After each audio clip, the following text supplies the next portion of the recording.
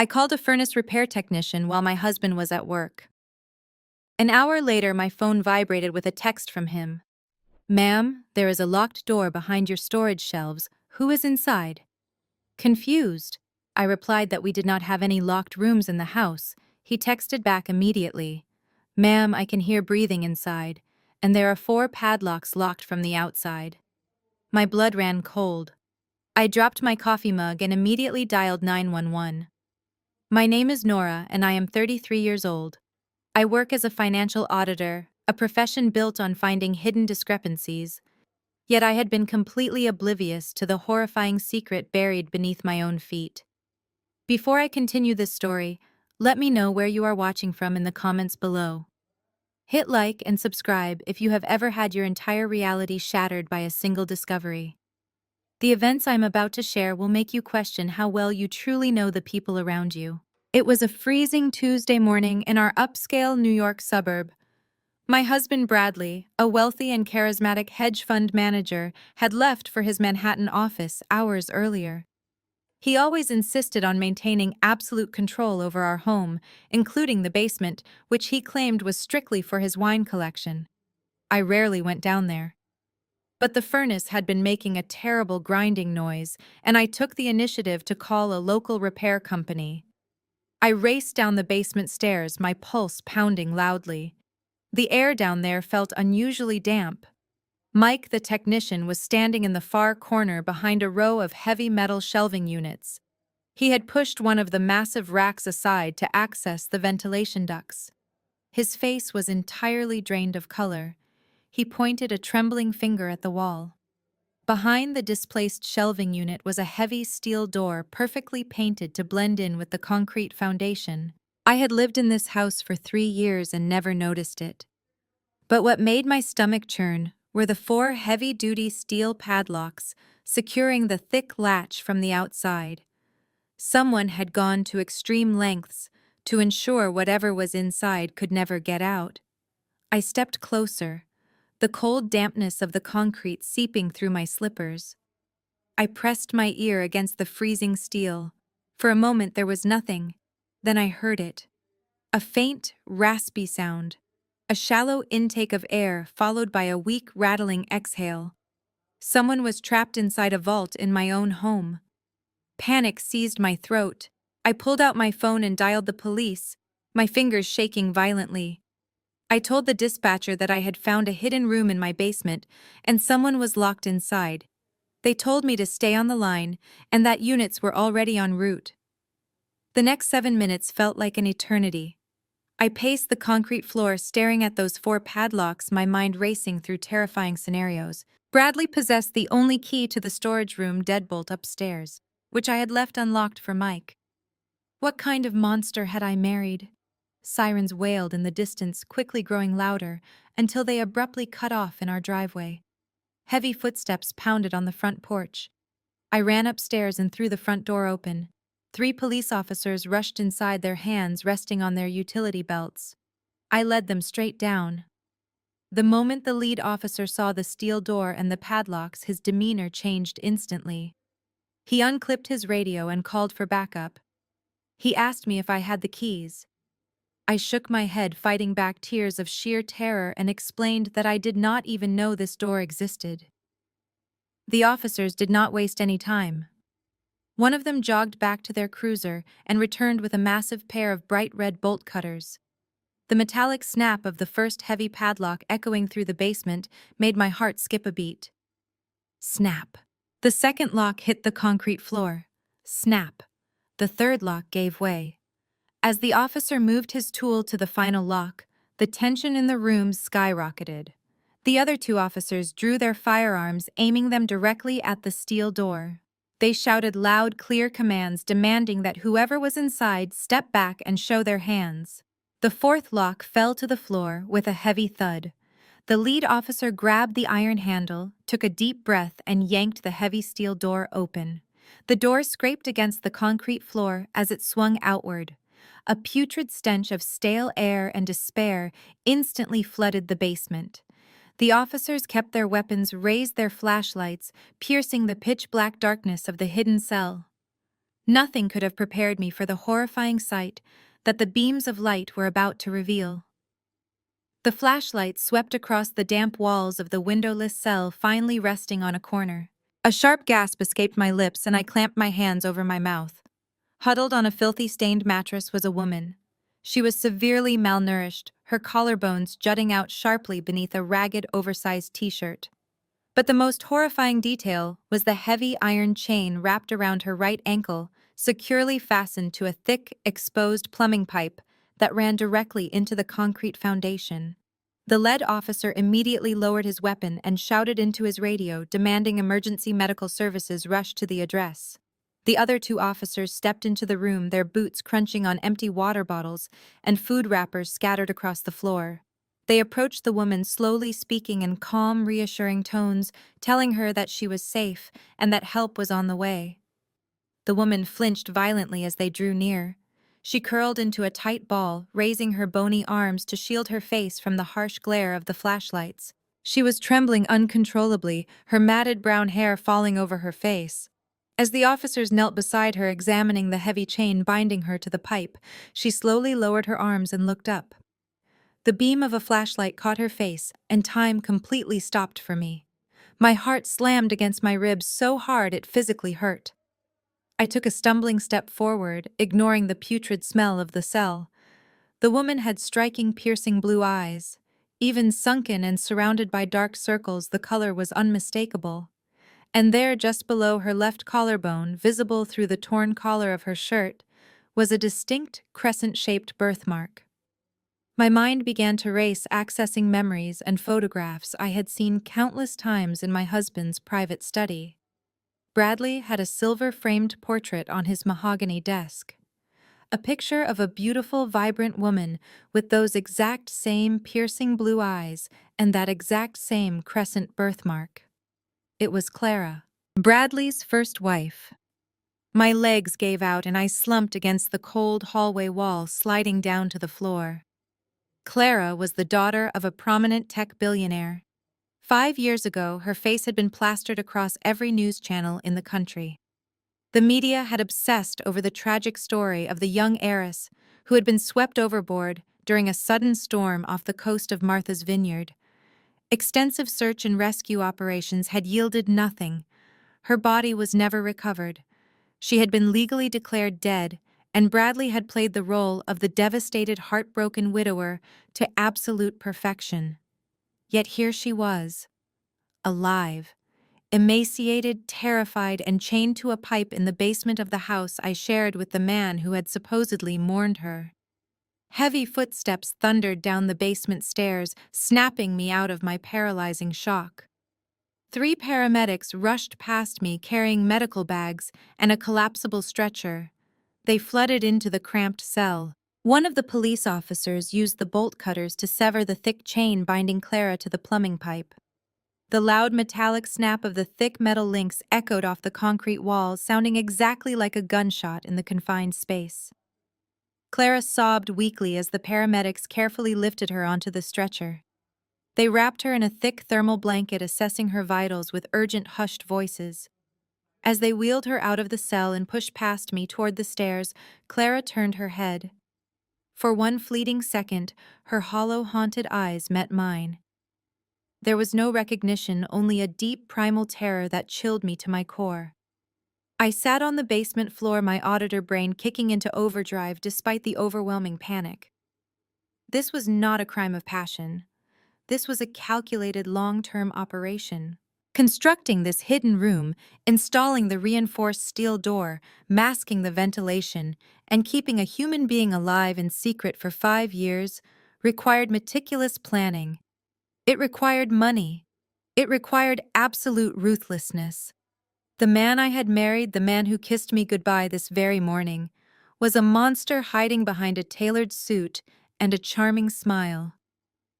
The police began stringing bright yellow crime scene tape across the basement walls, their radios buzzing with constant chatter.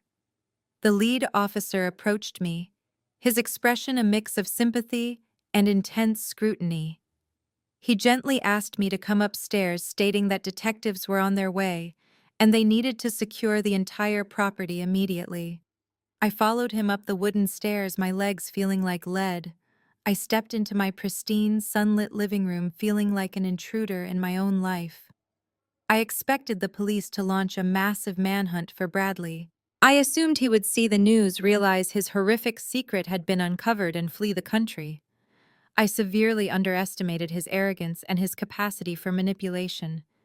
Before the detectives could even arrive, I heard the familiar heavy crunch of tires on the gravel driveway outside.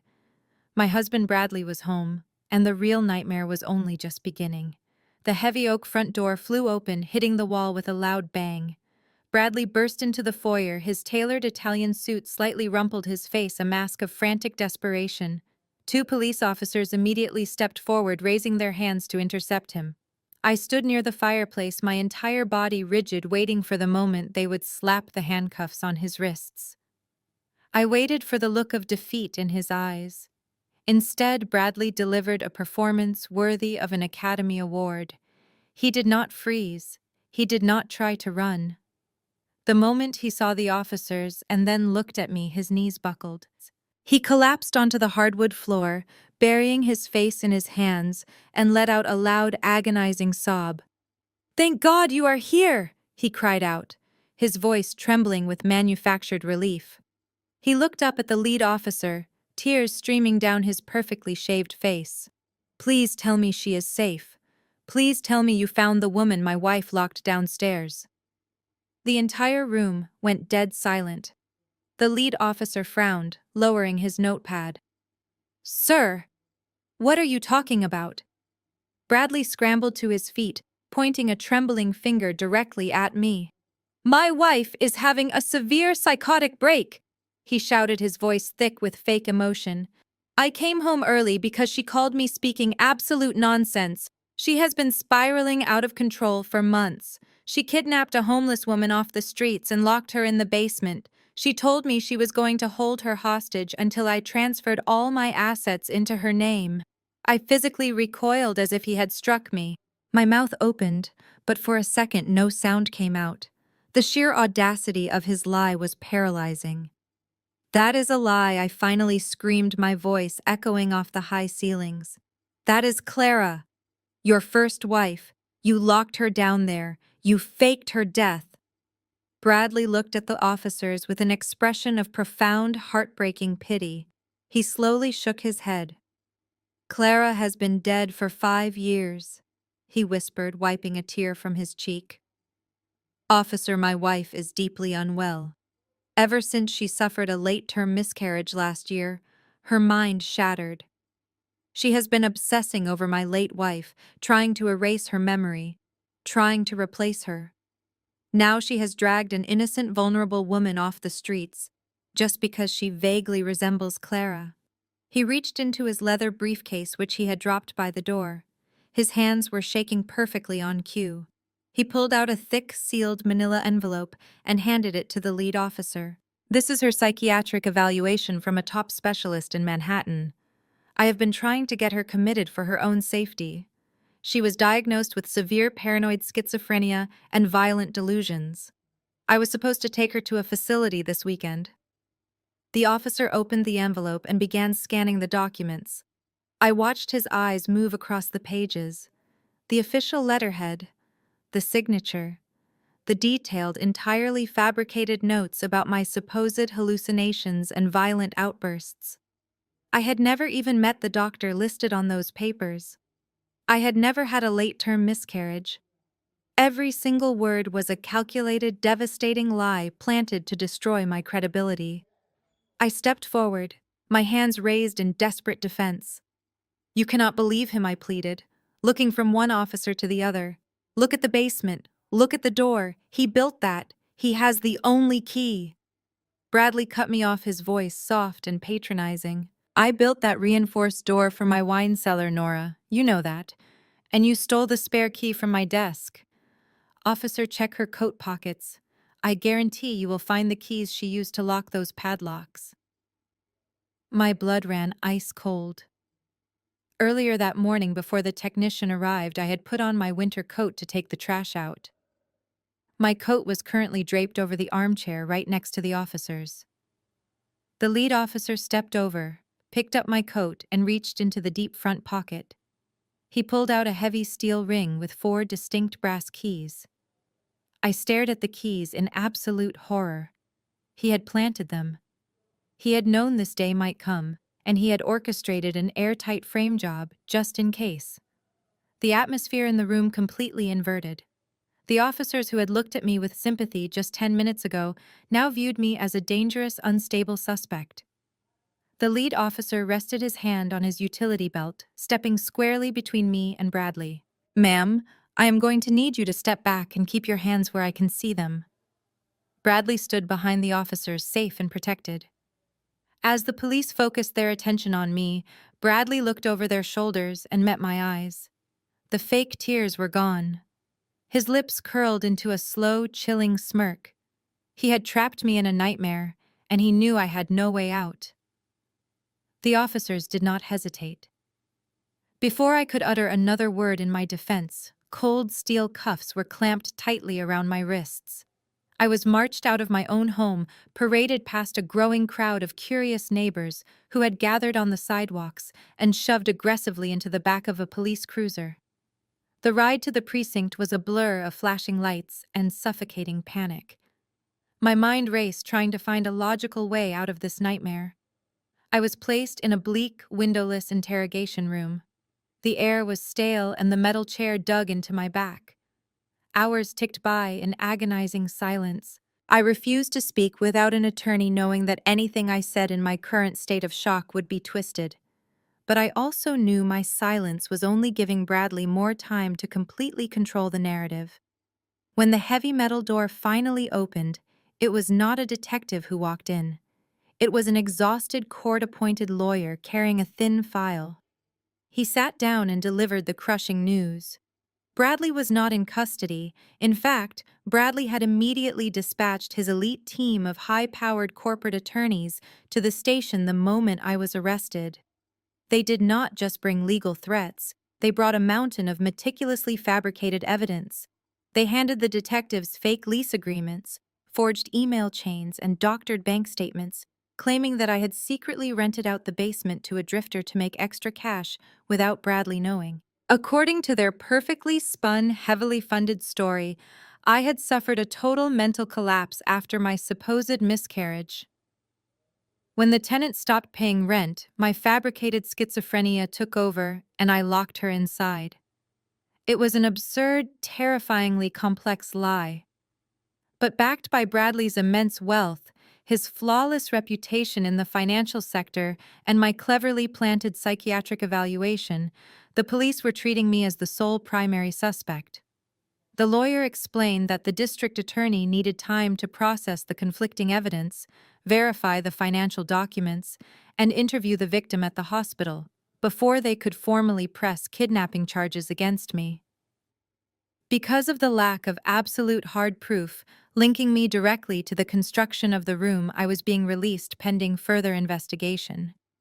The officer unhooked my handcuffs and handed me my personal belongings in a clear plastic bag: my phone, my wallet, and my wedding ring. I walked out of the secure holding area and down the long fluorescent-lit corridor toward the main public lobby. I felt completely hollowed out. I just wanted to call my auditing firm, figure out a legal strategy, and find a safe place to sleep. But the moment I pushed open the heavy double doors into the precinct lobby, a blinding white light hit my eyes. It was not the press. It was my sister-in-law Rachel holding her phone up on a stabilizing ring light, live streaming to her hundreds of thousands of followers. Standing right beside her, trembling with manufactured rage and wearing a designer trench coat, was my mother-in-law Diane. Before I could even process their sudden appearance, Diane lunged at me with terrifying speed. Her hand cracked across my cheek with a sickening, echoing smack. The force of the slap was so intense that it sent me stumbling backward, my shoulder crashing hard into a row of plastic waiting chairs. "You disgusting, jealous monster!" Diane screamed, her voice echoing shrilly through the crowded lobby. Every police officer, detective, and civilian in the room stopped and turned to stare. You could never measure up to Clara. You knew Bradley still loved her memory, So you found some poor homeless woman and locked her up like an animal just to ruin my son. You are nothing but a broke, pathetic gold digger who tried to extort our family." She raised her hand, her rings glinting under the harsh lights, ready to strike me again. Two desk sergeants quickly vaulted over the front counter and intervened, pulling her back by her arms. She continued to thrash and spit venomous insults at me. I touched my burning cheek, tasting the sharp metallic tang of copper in my mouth. I slowly looked over at Rachel. She had not flinched. She had the camera pointed squarely at my face, making absolutely sure her massive audience saw every single second of my humiliation. "Look at her," Rachel said into her phone, her voice dripping with perfectly rehearsed fake sorrow. "This is the woman my brother trusted. This is the psychopath who tortured an innocent woman in our family home. Please, everyone pray for my brother. He is completely devastated." She kept the camera rolling, zooming in on my tear-streaked face, my trembling hands, and my disheveled clothes. They were not just trying to put me in federal prison, they were publicly executing my reputation, my career, and my sanity in real time, leaving me with absolutely nothing. I shoved past Rachel and her blinding ring light. I ignored the chorus of gasps from her live stream audience and pushed through the heavy glass doors of the precinct. Stepping out into the freezing evening air, I took a deep breath. I needed a plan. I needed money. My first instinct was to call my younger sister, but she was stationed overseas in the Navy and completely out of reach. I was entirely on my own. I pulled out my phone and opened my banking application. I had over $60,000 in my personal savings and another $200,000 in the joint account I shared with Bradley. The screen loaded slowly. My balance was zero. A red error message flashed stating the accounts had been frozen and drained. Panic rising, I immediately dialed the customer service number on the back of my debit card. After 10 minutes on hold, a representative told me that my husband had submitted emergency medical conservatorship documents earlier that afternoon. Using his forged psychiatric evaluation, Bradley had successfully claimed I was mentally unfit to manage finances. He had legally seized total control of every single dollar we owned. I tried my credit cards next. Every single one was canceled. Bradley had not just planned for my arrest. He had executed a flawless financial assassination. He knew my first move would be to hire a defense attorney, so he preemptively cut off my oxygen. I hailed a cab using a $20 bill from my emergency cash stash to pay the fare back to our estate. I just needed my laptop, my passport, and some warm clothes. But as the cab pulled away and I walked up our long driveway, I froze. A heavy iron security gate had been newly installed across the entrance. A private security guard stood by the keypad. When I approached, he held up a printed photograph of my face. It was crossed out with a thick red marker. He rested his hand on his radio and told me he had strict orders from the homeowner to call the police if I stepped 1 foot onto the property. Through the iron bars, I could see Bradley standing in the warm glow of the living room window, sipping a glass of wine. My home was gone. My phone buzzed in my freezing hand. It was an email from the senior partner at my auditing firm. The subject line read, "Urgent personnel matter." I opened it, my hands shaking violently in the cold wind. The email stated that due to the disturbing viral video circulating online and the pending criminal investigation regarding elder abuse and kidnapping, I was being placed on indefinite unpaid leave effective immediately. Human Resources demanded I not contact any clients or colleagues. They had already revoked my corporate server access. In less than 12 hours, Bradley had systematically dismantled my entire existence. Everything I had worked for since graduating college was wiped out by a single email and a fake diagnosis. He had stripped me of my home, my money, and my professional credibility.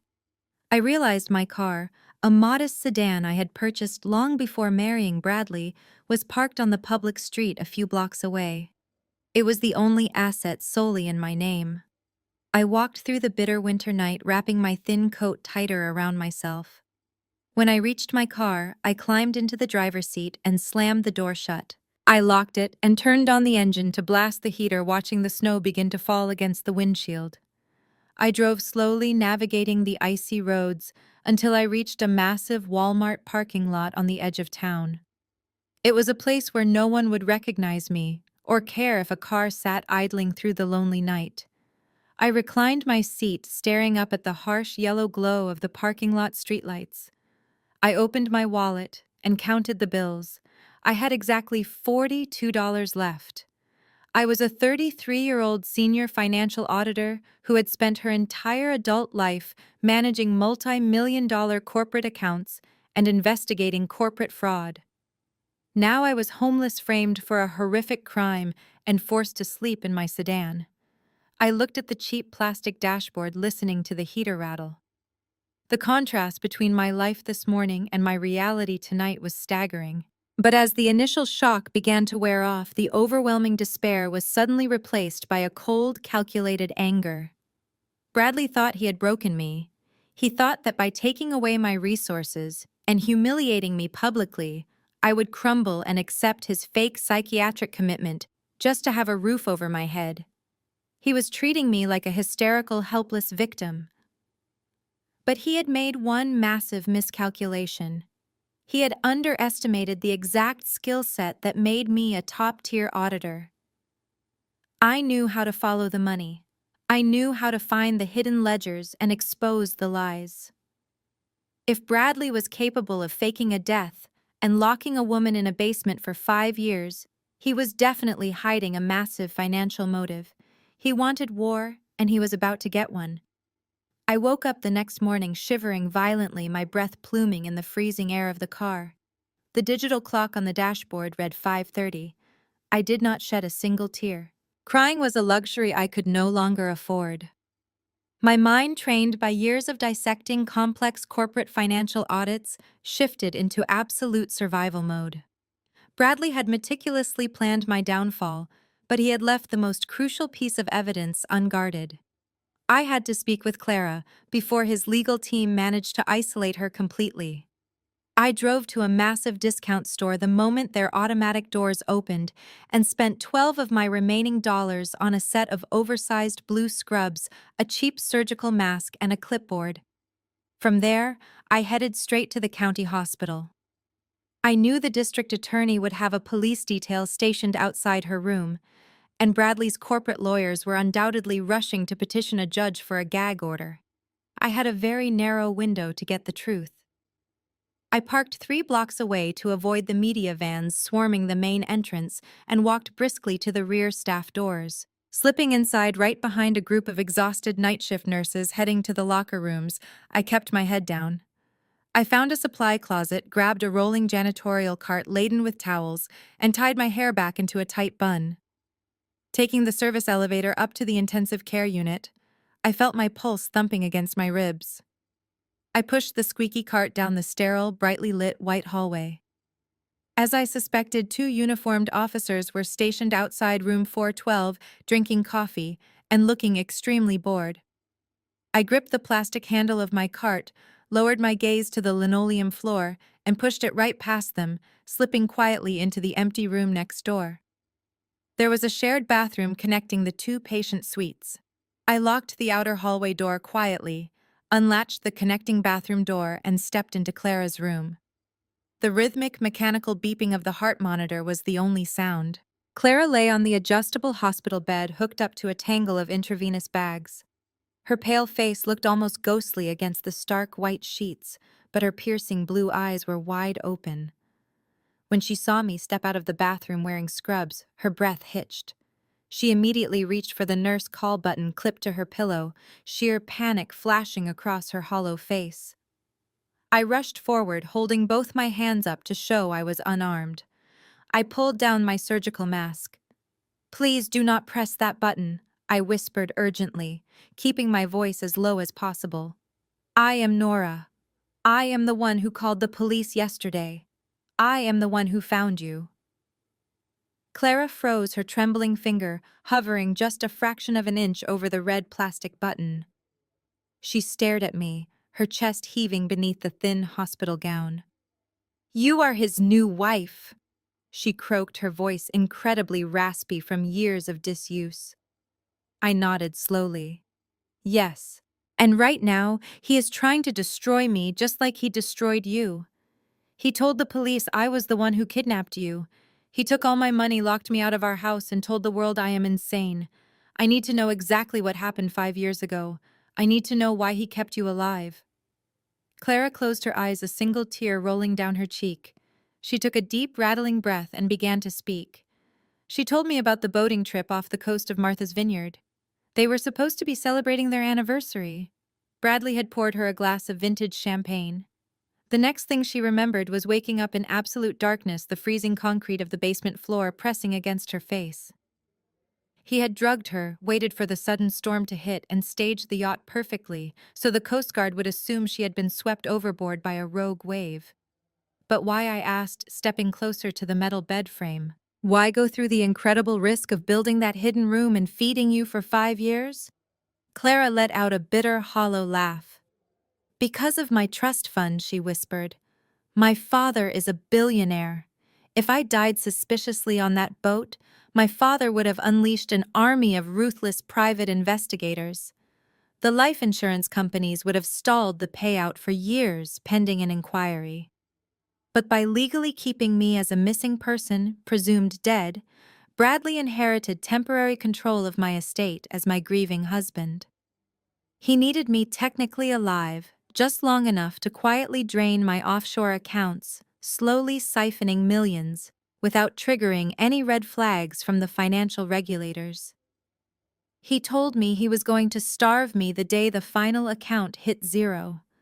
The sheer evil of his financial scheme made my blood run cold. He was not just a monster. He was a highly calculated corporate parasite. Clara looked up at me, grabbing my wrist with surprising strength. He will try to kill me here, Nora. I looked down at her frail hand. A fierce, protective instinct washed over me. No, I said, my voice steady. We are going to burn his entire life to the ground. I pulled my surgical mask back over my face and gave Clara one last squeeze of her hand before slipping out through the bathroom. The two officers were still engrossed in conversation, oblivious to my presence as I pushed the cart toward the service elevator. I ditched the cart, discarded the scrubs, and walked out the rear exit into the freezing morning air. The sun was just beginning to rise, casting long gray shadows across the concrete parking garage. I kept my head down, my breath pluming in the cold as I hurried toward my sedan. I was a few yards away when a tall, broad-shouldered figure stepped out from behind a concrete pillar directly blocking my path. My heart slammed against my ribs, and I instinctively reached into my pocket for my car keys to use as a weapon. I froze. It was DeAndre, Rachel's husband. He was dressed in a dark winter coat, his hands shoved deep into his pockets. My mind raced. Rachel must have sent him. Bradley must have figured out I would try to contact Clara, and they sent DeAndre to silence me or physically drag me back to the precinct. Stay away from me, I warned, my voice shaking despite my best efforts to sound confident. I will scream, DeAndre. I swear to God I will scream. He did not step any closer. He held his hands up slowly, palms facing outward to show he was not a threat. Relax, Nora, he said, his voice a low, steady rumble. If I wanted to hurt you, I would have let Bradley's security team find you last night. I am not here for Rachel. I am not here for Bradley. I am here for you. I stared at him, my grip on my keys loosening just a fraction. DeAndre had always been the quiet one at family gatherings. He was a brilliant cybersecurity engineer, but Bradley and Diane always treated him with a thinly veiled condescension. He reached into his coat pocket. I tensed again, but he slowly pulled out a small metallic object and held it out to me. It was a black encrypted USB drive. Take it, he urged, stepping forward just enough to place it on the hood of my car. I looked at the drive and then back at his face. Why are you doing this? I asked, my voice barely above a whisper. DeAndre let out a heavy sigh. Because I know exactly who these people are, Nora. Do you have any idea what it has been like sitting at their dinner table for 5 years, The constant racial microaggressions. The backhanded compliments about how articulate I am. Diane constantly referring to me as one of the good ones. Bradley introducing me to his country club friends as his diversity hire brother-in-law. They look at me and see a prop to make themselves feel progressive. They think because I am a black man from a working-class neighborhood, I should be eternally grateful that they let me marry into their pristine, wealthy white family. He paused, his eyes hardening with a quiet, intense fury. I have despised them for years. But when I saw Rachel live streaming your humiliation yesterday, making a spectacle of your absolute lowest moment for internet clout, I realized they were not just arrogant, they are fundamentally evil. I looked down at the black USB drive resting on the frosty metal of my car hood. What is on this? I asked. DeAndre took a step back, pulling his collar up against the wind. I am a network security architect, Nora. I build firewalls for a living. Months ago, I noticed some massive data anomalies coming from Bradley's home network. He was routing huge amounts of encrypted traffic through offshore servers. So I dug deeper. I bypassed his router and found a closed-circuit camera system he never told anyone about. Hidden cameras inside your own house. And one camera pointed directly into a basement room that supposedly did not exist. My stomach plummeted. You saw her. You saw Clara. I saw enough, DeAndre confirmed grimly. I saw Bradley and Diane going down there. I managed to rip the video files before Bradley panicked and wiped his local servers yesterday. The footage is on that drive. It is heavily encrypted, but I included the decryption key in a text file. It is the proof you need to show he was fully aware of that room. He turned to leave, blending back into the shadows of the parking garage. But Nora, he warned over his shoulder, you need financial proof to put him away for good. Use that auditor brain of yours. Follow the offshore traffic logs I put on that drive. Tear his whole empire apart. I watched DeAndre disappear into the concrete maze of the parking garage, his final words ringing in my ears. Tear his whole empire apart. I locked my car doors immediately, my frozen fingers trembling as I reached into the passenger seat to grab my laptop bag. I booted up my computer. The battery icon flashed ominously at 40%. I had to work incredibly fast before the cold completely drained the power. I plugged the black USB drive into the side port. A stark password prompt popped up on the screen. I opened the encrypted text file DeAndre had mentioned, carefully copied the complex string of characters, and hit enter. The drive decrypted in seconds, revealing two main folders. One was labeled Video Archives, and the other was labeled Network Traffic. I clicked on the video folder first. Hundreds of time-stamped video files flooded the screen, neatly organized by date. I clicked on a random file from 3 months ago. The grainy black and white footage loaded on my media player. The camera angle was positioned from a high corner in the basement hallway, pointing directly at the heavy steel door. I watched as the door swung open. A figure stepped into the frame. Even in the low light of the basement, I instantly recognized the tailored cut of his suit and the arrogant, rigid posture. It was Bradley. A second figure followed close behind him. It was Diane. My mother-in-law was holding a small plastic container. They stepped into the cell together. I fast-forwarded the footage slightly. They stood over Clara, who was chained to the floor and curled into a defensive ball. Diane was eating from the container, purposely dropping small crumbs onto the dirty mattress, while Clara begged silently. It was a sickening, calculated display of absolute power and cruelty.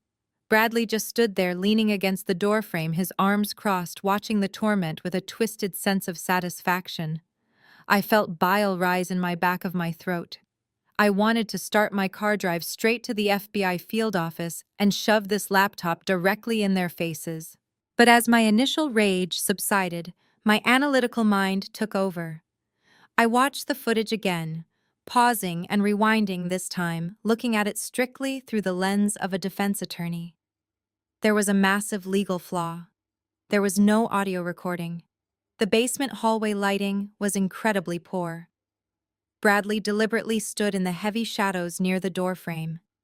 His face was never fully illuminated by the harsh overhead bulb inside the cell. Diane's face was clearer, but Bradley's expensive, ruthless legal team would tear this evidence apart in a courtroom. They would immediately claim the video was manipulated, a deepfake created by a disgruntled brother-in-law and a mentally unstable, vengeful wife. They would argue that the man standing in the shadows could be anyone, perhaps the fictional drifter they claimed I had rented the room to. Without audio to prove his malicious intent, and without a clear, undeniable shot of his face, the footage was entirely circumstantial. It was enough to raise severe suspicion, but nowhere near enough to guarantee a criminal conviction against a man with a bottomless legal defense fund. They could easily tie this up in court for a decade, burying me in legal fees I could no longer afford. To put Bradley in a federal prison for the rest of his life, I could not just prove he was standing in that basement. I had to prove exactly why he built it. I had to prove the underlying motive. In the corporate world, massive fraud always leaves a paper trail. You can erase hard drives, you can burn physical ledgers, and you can silence witnesses, but money of that magnitude always leaves a permanent digital footprint. DeAndre had just given me the starting point. I closed the video player, forcing myself to look away from Clara's torment. I opened the second folder on the USB drive, the one labeled Network Traffic. Line after line of raw encrypted data logs scrolled rapidly down my screen. It looked like absolute gibberish to an untrained eye. But to a senior financial auditor, it was a highly detailed roadmap. These were the offshore routing logs DeAndre had intercepted from the house router. Bradley had been moving massive amounts of capital through heavily shielded servers in the Cayman Islands and Switzerland. As a hedge fund manager, moving money internationally was part of his daily routine. But the frequency and the specific routing protocols he used here were highly irregular. He was using a technique called layering, a classic money laundering method designed to distance illegal funds from their original source. I pulled up a blank spreadsheet. My battery dropped to 30%. I ignored the freezing temperature in the car and began cross-referencing the IP addresses from the USB drive with publicly available registries of offshore shell companies. If Bradley was bleeding Clara's trust fund dry, that money had to be entering his hedge fund somehow. I just needed to find the digital backdoor he had created. I needed to trace the stolen millions back to his pristine, publicly traded empire. The sun was fully up now, casting a harsh glare across my windshield. I pulled my hood over my head to block the light and started typing. My fingers flew across the keyboard. I knew I could not do this on a weak cellular connection. I started. The engine drove out of the parking lot and found a small coffee shop on the edge of town. I parked in the back alley close enough to steal their unsecured wireless signal, but completely out of sight. I reclined my seat again and dove straight into the network logs. DeAndre had captured Bradley's administrative login tokens before the home servers were wiped. By reverse engineering the routing paths, I located the hidden employee portal for Bradley's supposedly elite Manhattan hedge fund. The firewall was sophisticated, designed to keep out federal regulators and corporate spies. But I had spent my entire career testing and breaking into corporate financial systems just like this one to audit their compliance. With the stolen authentication tokens and my intimate knowledge of Bradley's predictable password structures, I bypassed the secondary security protocols in less than an hour. I was in. The fund's internal ledgers loaded onto my screen. The sheer volume of data was overwhelming, but I knew exactly what to look for. I needed to find the intersection between his massive offshore transfers and his public investor payouts. For the next 48 hours, I barely moved from my car. I survived on tap water from gas station bathrooms, 2 stale protein bars, and pure adrenaline. My car battery died twice, forcing me to idle the engine to charge my laptop, burning through the last of my gasoline. My eyes burned and my fingers cramped, but I kept digging. I started mapping the shell companies. Bradley had set up a complex web of phantom corporations in the Cayman Islands, the British Virgin Islands, and Switzerland. On paper, these companies looked like independent international investors injecting fresh capital into his hedge fund. But when I traced the source of their initial funding, I found the exact same digital signatures. The money was bleeding directly out of Clara's family trust fund. He was siphoning millions at a time, routing it through 5 different countries, to wash the origin, and then bringing it back into his own firm as clean investment capital. But why did he need to wash the money and put it into his company, instead of just stealing it for his personal accounts? At 2 in the morning on the second night, my vision blurring from the harsh glow of the screen, I finally found the answer. I opened the master profit and loss statements for his main domestic fund. I cross-referenced the reported gains with the actual liquid assets held in the company bank accounts. My jaw dropped. The accounts were practically empty. Bradley's highly prestigious exclusive hedge fund was a complete and total fraud. It was a massive Ponzi scheme. He had made catastrophic trades years ago and lost nearly all of his clients' money. To hide the losses and maintain his lavish lifestyle, he had been using new investor capital to pay fake dividends to his older investors. It was the exact same model Bernie Madoff had used. But 3 years ago, the well of new investors had started to dry up.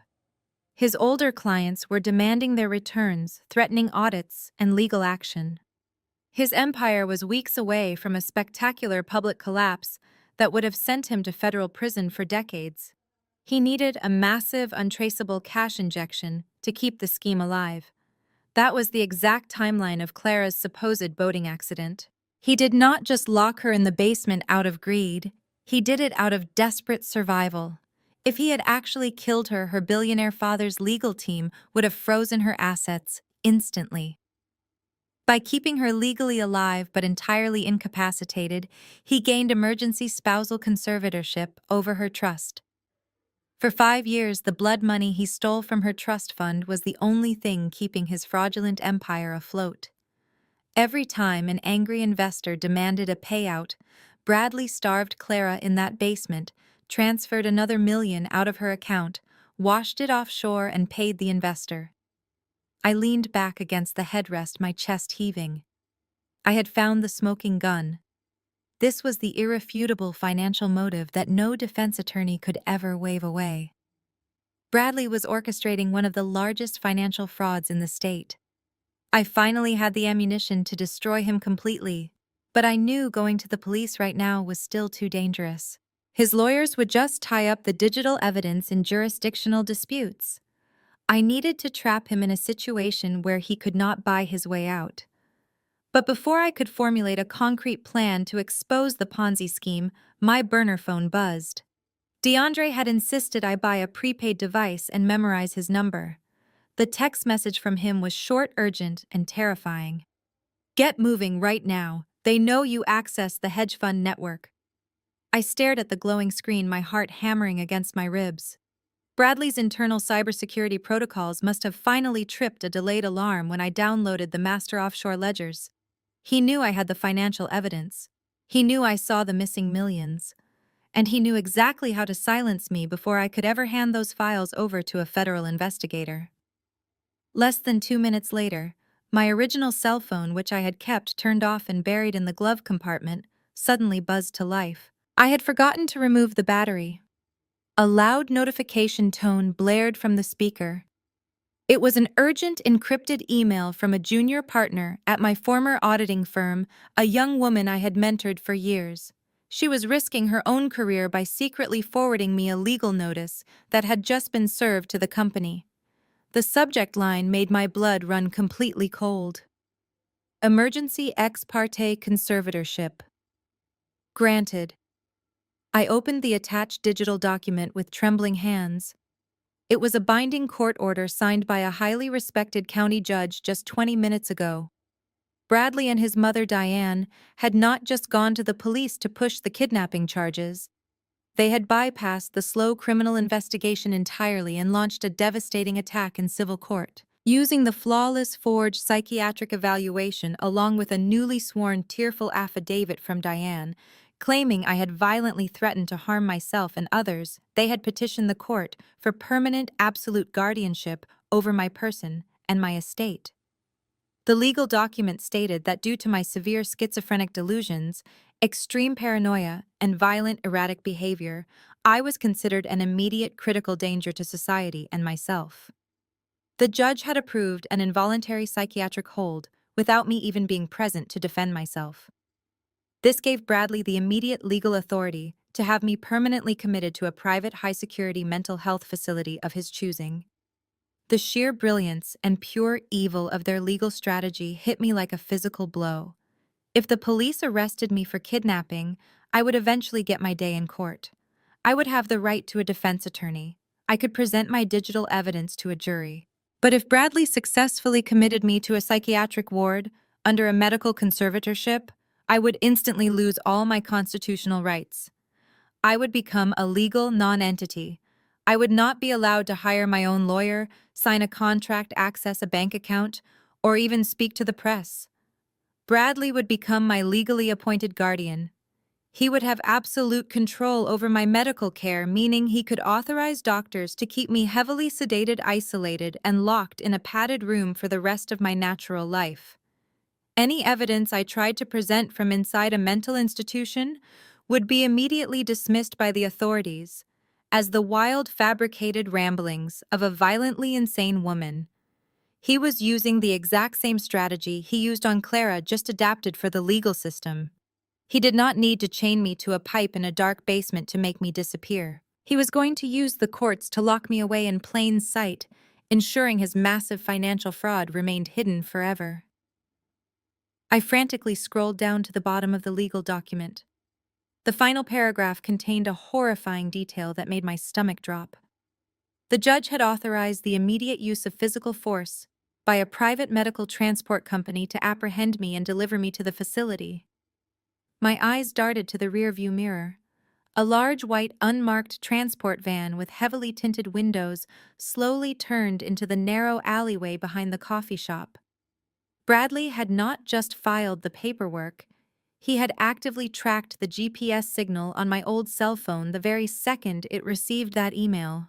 He had sent a private extraction team to grab me right off the street before I could go to the authorities.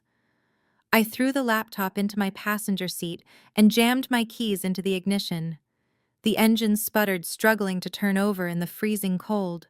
The white van suddenly accelerated its heavy tires, crunching over the icy pavement, heading directly toward my rear bumper. I slammed my foot onto the gas pedal. My old sedan lurched forward, the tires spinning uselessly against the ice for a split second, before finally catching traction. I shot down the narrow alleyway, my side mirrors scraping against the frozen brick walls of the adjacent buildings. The heavy white van roared right behind me, its reinforced grille filling my entire rearview mirror. Through its windshield, I could clearly see two massive men wearing dark medical scrubs. They were not paramedics. They were private security orderlies hired by Bradley to legally abduct me under the guise of medical transport. I burst out of the alleyway and swerved wildly onto the main suburban street, narrowly missing a delivery truck. The van did not even tap its brakes. It took the corner, aggressively fishtailing slightly before straightening out and accelerating right onto my bumper. They were trying to box me in against the parked cars. If they forced me to stop, it was over. They would drag me out, inject me with a heavy sedative, and I would wake up locked in a padded room with Bradley holding the key to my existence. I grabbed my prepaid burner phone from the passenger seat and hit the single programmed speed dial number. DeAndre answered on the first ring. "They found me," I shouted over the screaming engine of my car. "Bradley got a judge to sign an emergency medical conservatorship. He sent a private extraction team to grab me. They are right behind me in a white van." I heard DeAndre curse sharply through the speaker. "Where are you exactly?" "I am heading south on Elm Street, approaching the commercial district," I replied, checking my mirrors frantically. "They are trying to run me off the road." DeAndre: "I cannot outrun a heavy engine in this piece of junk. Listen to me very carefully, Nora," DeAndre said, his voice dropping into a tone of absolute chilling calm.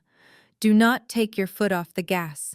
Keep heading south toward the downtown intersection of Elm and 4th Avenue. I am tapping into the municipal traffic control grid right now. When you see the intersection, do not hit the brakes no matter what color the light is. I am going to clear a path. I gripped the steering wheel so hard my knuckles turned white. The van lunged forward, slamming violently into my rear bumper. My head snapped back against the seat, and the sedan swerved dangerously into the oncoming lane before I wrestled it back into control. Up ahead, I saw the massive six-lane intersection of Elm and 4th Avenue. The morning commute traffic was heavy. The traffic light hanging over my lane was a solid glowing red. Cars were already moving across the intersection, blocking my path entirely. "DeAndre, the light is red," I screamed into the phone. "There is cross traffic. Keep driving," he commanded. "Trust me." I squeezed my eyes shut for a fraction of a second and pressed the accelerator down to the floorboard. Just as I was about to plow directly into the side of a transit bus, every single traffic light in the entire intersection suddenly flashed. The cross traffic lights turned instantly from green to solid red. The lights in my lane snapped to a bright, vibrant green. Tires screeched all around me as the cross traffic slammed on their brakes, coming to a chaotic sliding halt. A narrow, miraculous gap opened up right in the middle of the intersection. I shot through the gap at 60 miles an hour, my sedan shaking violently. I glanced in my rearview mirror. The white van tried to follow me through the intersection. But the moment my rear bumper cleared the crosswalk, DeAndre flipped the grid again. The lights changed instantly. A massive commercial garbage truck getting the green light on the cross street pulled forward and completely blocked the van's path. The orderlies slammed on their brakes, their heavy van skidding sideways and crashing into the side of the garbage truck. They were trapped in a massive gridlock of honking cars. I kept driving, taking several sharp turns through residential neighborhoods until I was absolutely certain I was not being followed.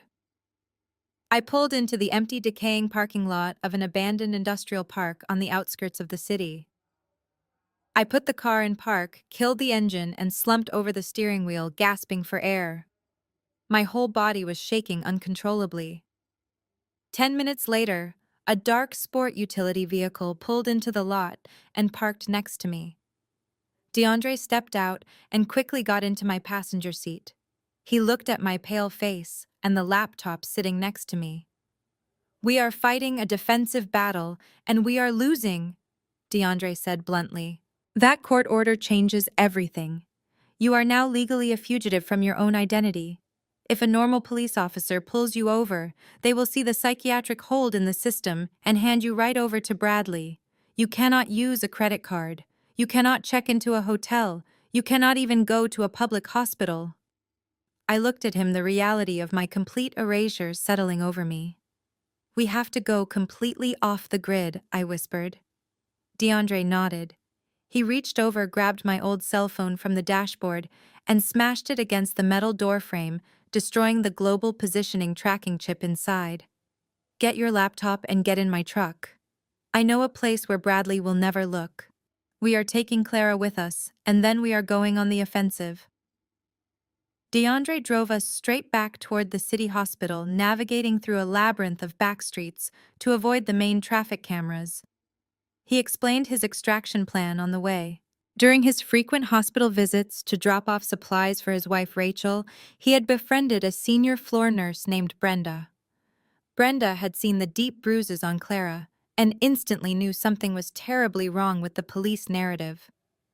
DeAndre had messaged her on a secure, encrypted application the moment we escaped the white van. When we pulled into the subterranean delivery bay of the hospital, Brenda was already waiting by the loading dock doors. She had placed Clara in a deep laundry cart, completely covered by sanitized hospital blankets. Brenda bravely pushed the heavy cart right past the oblivious security guards stationed at the front elevators, utilizing the freight elevator reserved for medical waste. We quickly opened the doors and loaded Clara into the back seat of DeAndre's dark sport utility vehicle. Clara was shaking violently, her pale hands clutching the edge of the blanket. When she saw me sitting in the passenger seat, her tense shoulders finally dropped. Brenda handed DeAndre a canvas bag of medical supplies, gave us a brief nod, and told us to drive fast. We sped out of the loading bay, just as a pair of Bradley's corporate lawyers walked into the main lobby upstairs. We drove in absolute silence, leaving the city limits far behind. The concrete suburban sprawl slowly faded into dense pine forests and winding mountain roads. DeAndre finally pulled off the main highway onto a hidden dirt driveway that led to a sleek, modern cabin secluded by towering evergreen trees. He explained that he had rented the property weeks ago using untraceable cryptocurrency routed through a decentralized network. The lease was legally registered under a fake corporate entity, and the actual property owner lived in another country. The cabin was completely off the grid, equipped with independent satellite internet and heavy iron security shutters. Bradley and his vast financial resources could never trace this digital transaction back to any of us. Inside the cabin was warm and fully stocked with food and bottled water. DeAndre gently helped Clara to the large leather sofa in the center of the living room, while I started a fire in the massive stone hearth. For the first time since this entire nightmare began, the constant rush of adrenaline began to fade. It was replaced by a surreal sense of clarity. I sat down in the heavy armchair directly across from Clara. DeAndre retreated to the kitchen island to set up his encrypted laptops and establish a secure server connection. The room was deeply quiet, save for the crackle of the firewood. I looked closely at Clara.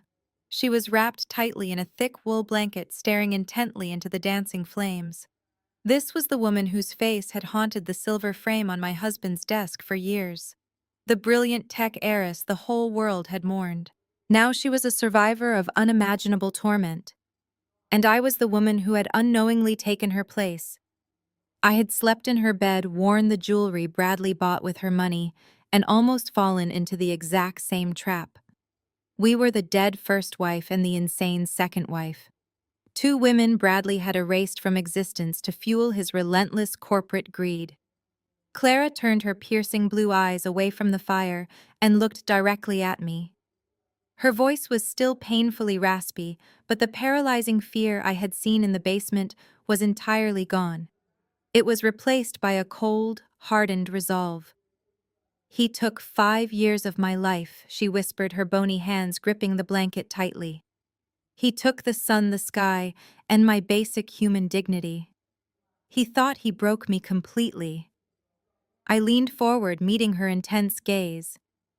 "He thought he broke me too," I replied evenly. "He took my career, my home, and my fundamental legal rights.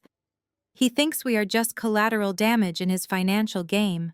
He thinks because he isolated us, we will hide and cry." Clara slowly extended her thin, trembling hand across the coffee table. I reached out and grasped it firmly. Her grip was surprisingly strong. "We are going to take absolutely everything from him," Clara said, her voice dropping to a fierce whisper. "I do not want just his freedom. I want his reputation. I want his company. I want to see the exact moment he realizes he has absolutely nothing left." I nodded, feeling a powerful, unbreakable alliance forming between us. DeAndre walked back into the living room, his laptop glowing. He looked at both of us and smiled grimly. "It is time to make a phone call," he said. DeAndre placed a heavy black satellite phone on the rustic wooden coffee table. He had spent 20 minutes routing the signal through heavily encrypted servers in Eastern Europe to ensure the call could never be traced back to our cabin in the mountains.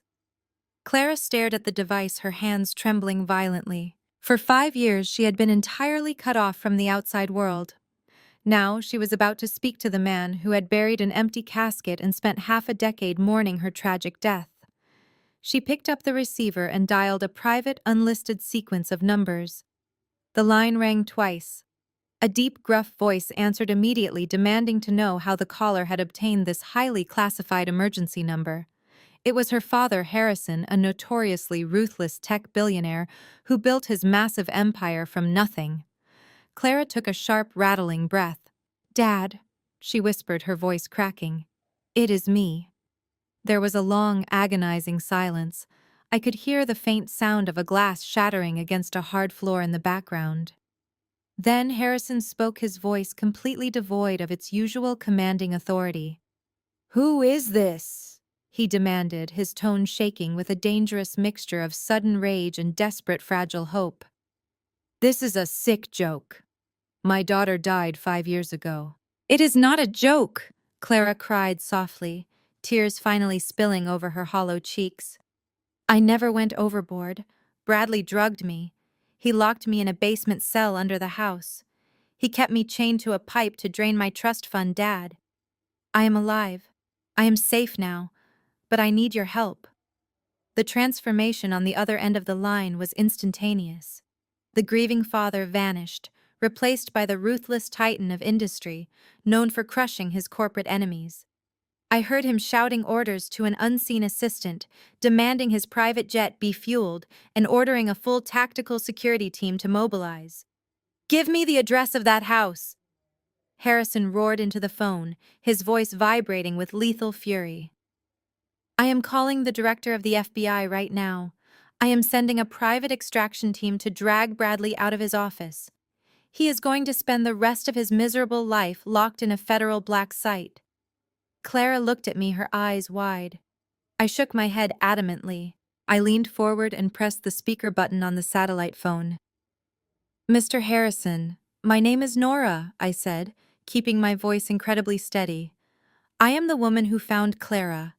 I am also the woman Bradley married after he faked her death." Harrison paused, his breathing heavy through the speaker. "You found her. Where is that animal right now? I want him arrested tonight." "If you have him arrested tonight, he will win," I stated bluntly. "What the hell are you talking about?" Harrison snapped. "He kidnapped my daughter. And he is a master manipulator with a bottomless legal defense fund built entirely on stolen money." I explained, my auditor mind taking complete control. "If the FBI kicks his door down tonight, he will claim he knew absolutely nothing about the basement. He will blame me. He has already forged medical documents declaring me legally insane. He will drag this out in federal court for a decade, playing the tragic victim. He will hide his money offshore, post massive bail, and spend years living in luxury while his lawyers play procedural games." I let that harsh reality sink in before delivering the final blow. Sending him to jail is not enough. He built his entire identity around being an elite hedge fund manager. His company is a massive Ponzi scheme, and he has been using Clara's trust fund to hide his catastrophic financial losses. I want to tear his empire apart from the inside out. I want him publicly humiliated in front of the high society peers he desperately wants to impress. I want him completely stripped of his pride, his money, and his fake reputation before the handcuffs ever touch his wrists. The line went dead silent. When Harrison finally spoke, the blind emotional rage had been replaced by cold, calculating respect. "You have my absolute attention, Nora," he said quietly. "My entire global organization is at your disposal. What do you need to make this happen?" I looked at DeAndre, who was already pulling up the offshore financial ledgers. "I need your corporate legal army to start drafting acquisition paperwork under untraceable umbrella corporations," I replied. "And I need a blank check to execute a massive hostile takeover of his parent company. We are going to legally steal his entire pristine company right out from under him, block his offshore accounts, and leave him with absolutely nothing." Harrison let out a dark, humorless chuckle. "Consider it done, Nora. You are the architect now. Tell my team exactly where to strike first." The rest of the night was a blur of high-stakes corporate strategy. I sat next to DeAndre at the kitchen island, mapping out Bradley's vulnerabilities, while Harrison's legal team worked remotely to set up the shell companies. By sunrise, we had the entire blueprint for the hostile takeover ready to execute. I was running on pure adrenaline and black coffee, but I felt more focused than I had in my entire life. DeAndre walked over to the living room and turned on the large flat-screen television mounted above the stone fireplace. He flipped the channel to one of the most popular national morning talk shows in the country. He told us we needed to see exactly how Bradley was spinning the narrative to his wealthy investors. My stomach twisted into a tight knot. There, sitting on a plush studio couch under bright studio lights, were Bradley, Diane, and Rachel. They were seated opposite a famous, deeply sympathetic news anchor. Bradley looked impeccably groomed, but appropriately distressed, wearing a dark suit without a tie, to convey a calculated sense of vulnerability. Diane was clutching a tissue, her face painted with a mask of maternal sorrow. Rachel sat beside them, looking perfectly styled and completely tragic. The anchor leaned forward, asking Bradley how his family was coping with the shocking discovery in their home. Bradley looked directly into the camera, his eyes perfectly welling up with fake tears. "It has been an absolute nightmare," Bradley said, his voice cracking with rehearsed emotion. "I loved my wife Nora deeply, but she has been battling severe undiagnosed mental illness for the past year. After she suffered a tragic medical loss, her mind completely fractured. She became obsessed with my late wife Clara. We had no idea how deep her delusions ran until the police found that poor homeless woman locked in our basement. Nora had kidnapped her to act out some twisted fantasy. I stared at the television, my fingernails digging into my palms. He was delivering a masterclass in public manipulation. He was using national television to simultaneously play the grieving widower and the traumatized husband, securing sympathy from his investors while completely destroying any credibility I might have if I tried to go to the press. Diane chimed in right on cue, dabbing her dry eyes. "We tried so hard to welcome Nora into our family," she said, her voice shaking with fake grief. "We gave her everything, but she was always so jealous of the life Bradley had built. When we tried to get her the psychiatric help she desperately needed, she became violent and ran away. We just want her to turn herself in before she hurts anyone else." The anchor nodded sympathetically, completely buying the performance. The camera then panned over to Rachel. The anchor gently noted that the family must be leaning on each other heavily during this crisis, and complimented a stunning piece of jewelry Rachel was wearing around her neck. Rachel touched the massive, intricate diamond collar resting against her collarbone. She smiled bravely through her fake tears. "Yes, my brother gave this to me yesterday," she said softly. "He told me it is a symbol of our family staying strong. It represents how we will always protect each other from toxic people who try to tear us apart." A sudden sharp gasp broke the silence in the cabin. I turned to look at Clara. She was staring at the television screen, her face completely drained of color. The ceramic coffee mug she was holding slipped from her trembling hands and shattered against the hardwood floor, sending hot coffee splashing across the rug. Clara ignored the mess. She stood up slowly, her bony finger pointing directly at the television screen. Her whole body was shaking with a rage I had never seen before. "That is my grandmother's necklace," Clara whispered, her raspy voice vibrating with pure fury. "That is a custom antique piece from the late 19th century. It is worth over $2 million. It was supposed to be secured in my family's private estate vault in Manhattan." The sheer audacity of Bradley's greed hit me like a physical blow. He had not just drained Clara's liquid trust fund to cover his catastrophic stock market losses. He had actively looted her physical family heritage. He had gone into her private vault, stolen priceless family heirlooms, and gifted them to his toxic sister to buy her loyalty and silence during the police investigation. "He is so arrogant," DeAndre said quietly from the kitchen. "He actually thinks he is completely untouchable. He let his sister wear stolen billionaire jewelry on a national broadcast because he genuinely believes no one is left to challenge him." I looked from the television screen back to Clara. The fear that had paralyzed her in the hospital was gone, replaced by a cold, lethal determination. Bradley's arrogance was his biggest weakness. He was practically handing us the ammunition we needed to trap him. "Let him enjoy his morning on television," I said, my voice hardening, "because it is the absolute last time he will ever feel safe."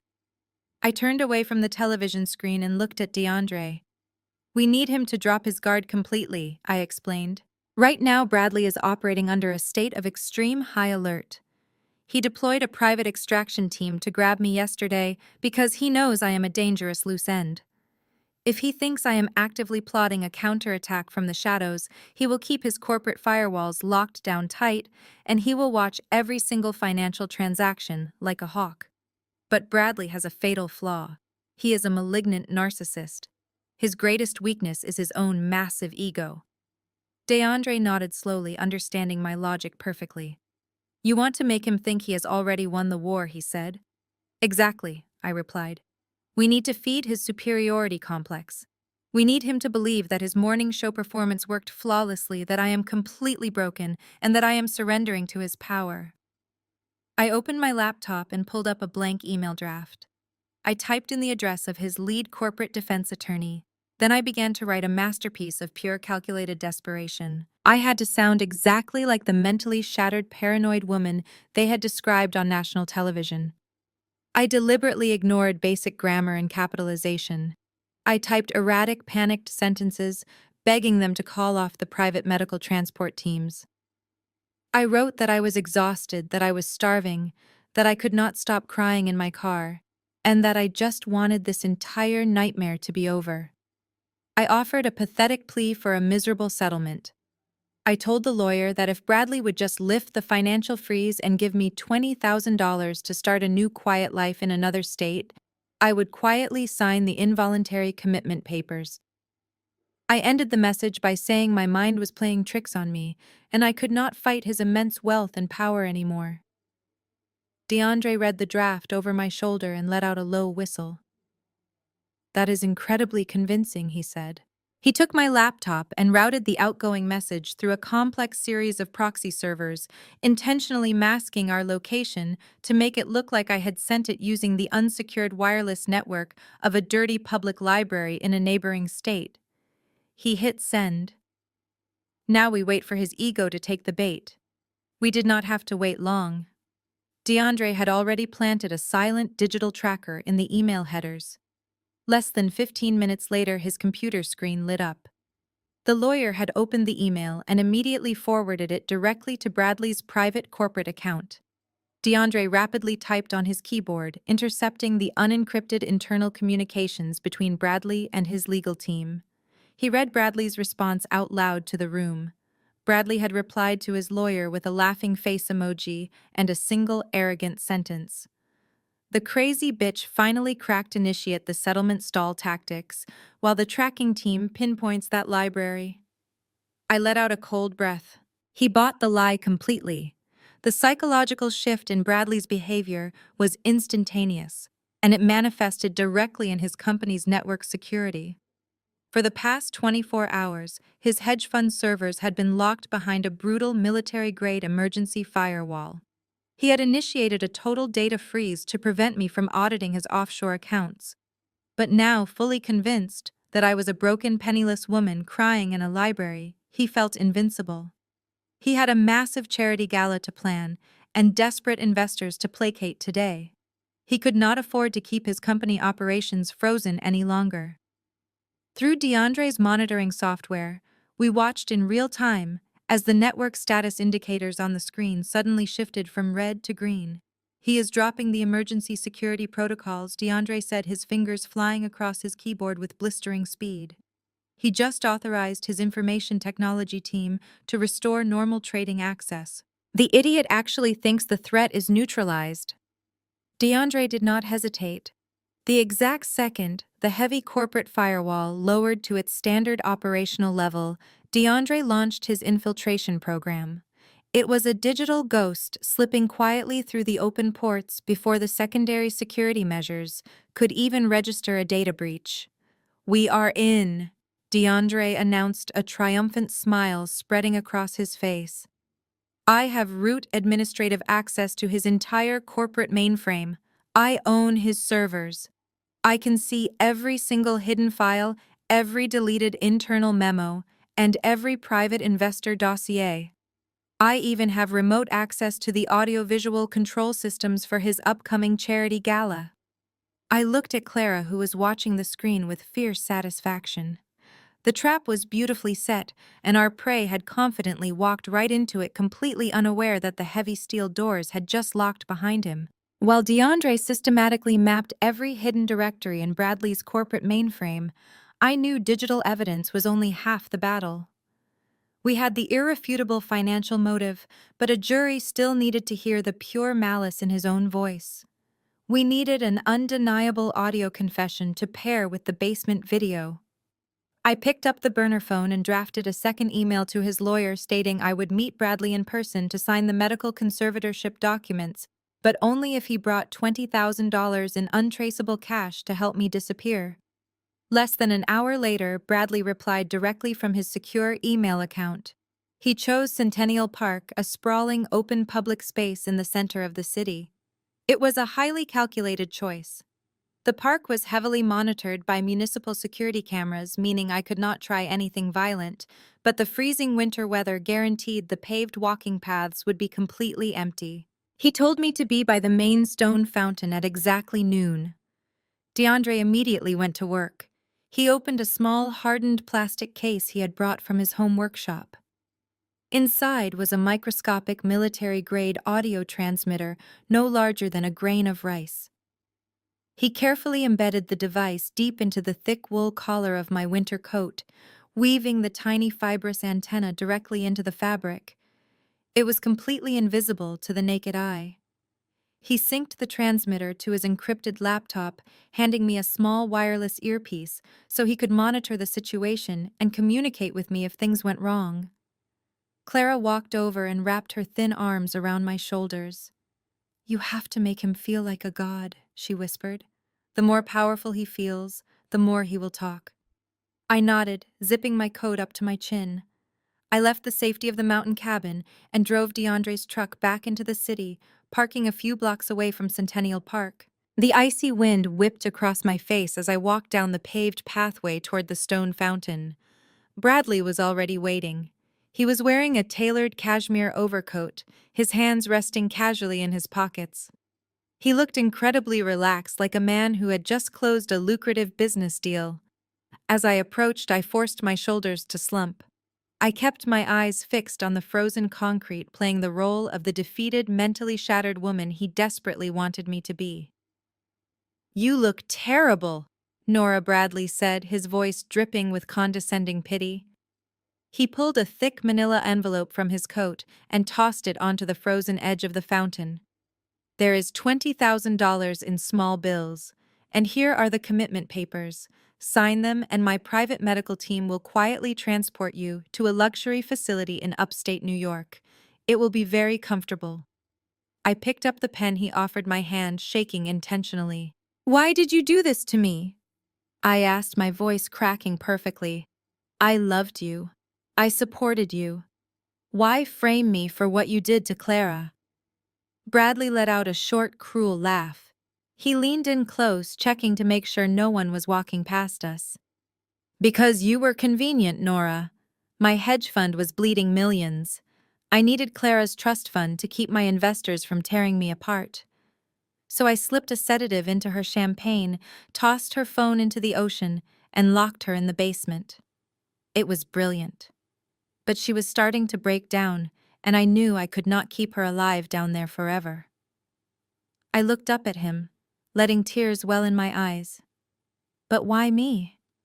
Why did you have to destroy my career and my mind?" Bradley chuckled, the sound completely devoid of human empathy. "Because you are a financial auditor, Nora. You were getting too close to my accounts. If I fired you or divorced you, you would have started digging. By having you declared legally insane, everything you say is completely discredited. Any financial fraud you try to report will be dismissed as a psychotic delusion. I planted the seeds of your mental instability months ago. I forged those psychiatric records. I bought those heavy padlocks with cash. When the time was right, I was going to let Clara starve, dispose of her body, and blame the entire mess on your schizophrenic break." He tapped the legal document on the stone fountain. "Tonight, I am hosting a massive charity gala in Clara's honor. I will raise another $10 million from sympathetic investors who feel sorry for me. My company will be saved. You cannot beat me, Nora. Even if you went to the police right now and screamed everything I just said, they would just laugh and put you in a straitjacket. Now sign the paper."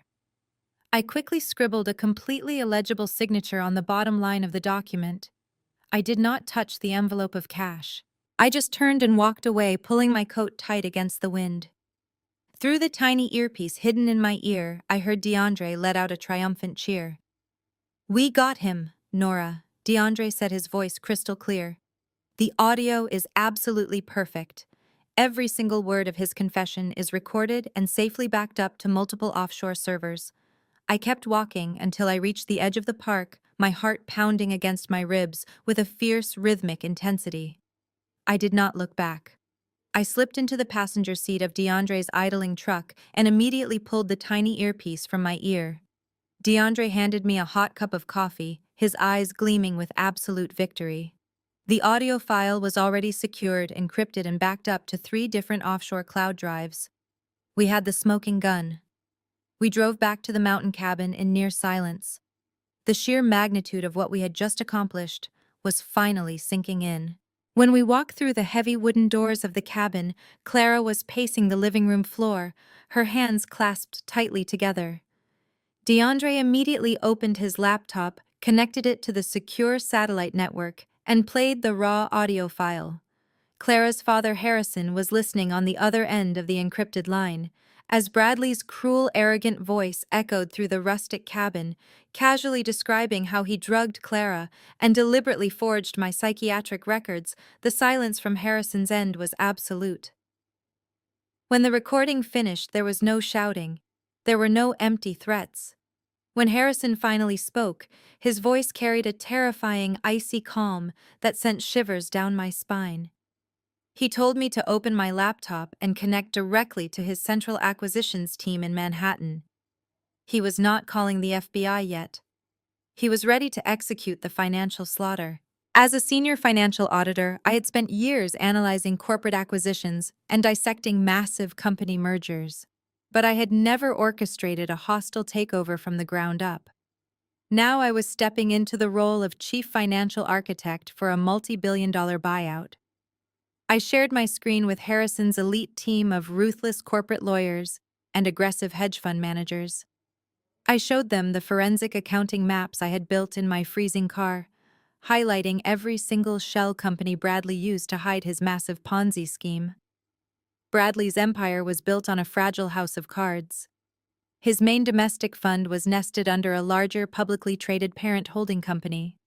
Because he was so desperate for liquid cash to pay off his angry early investors, he had heavily leveraged his own equity.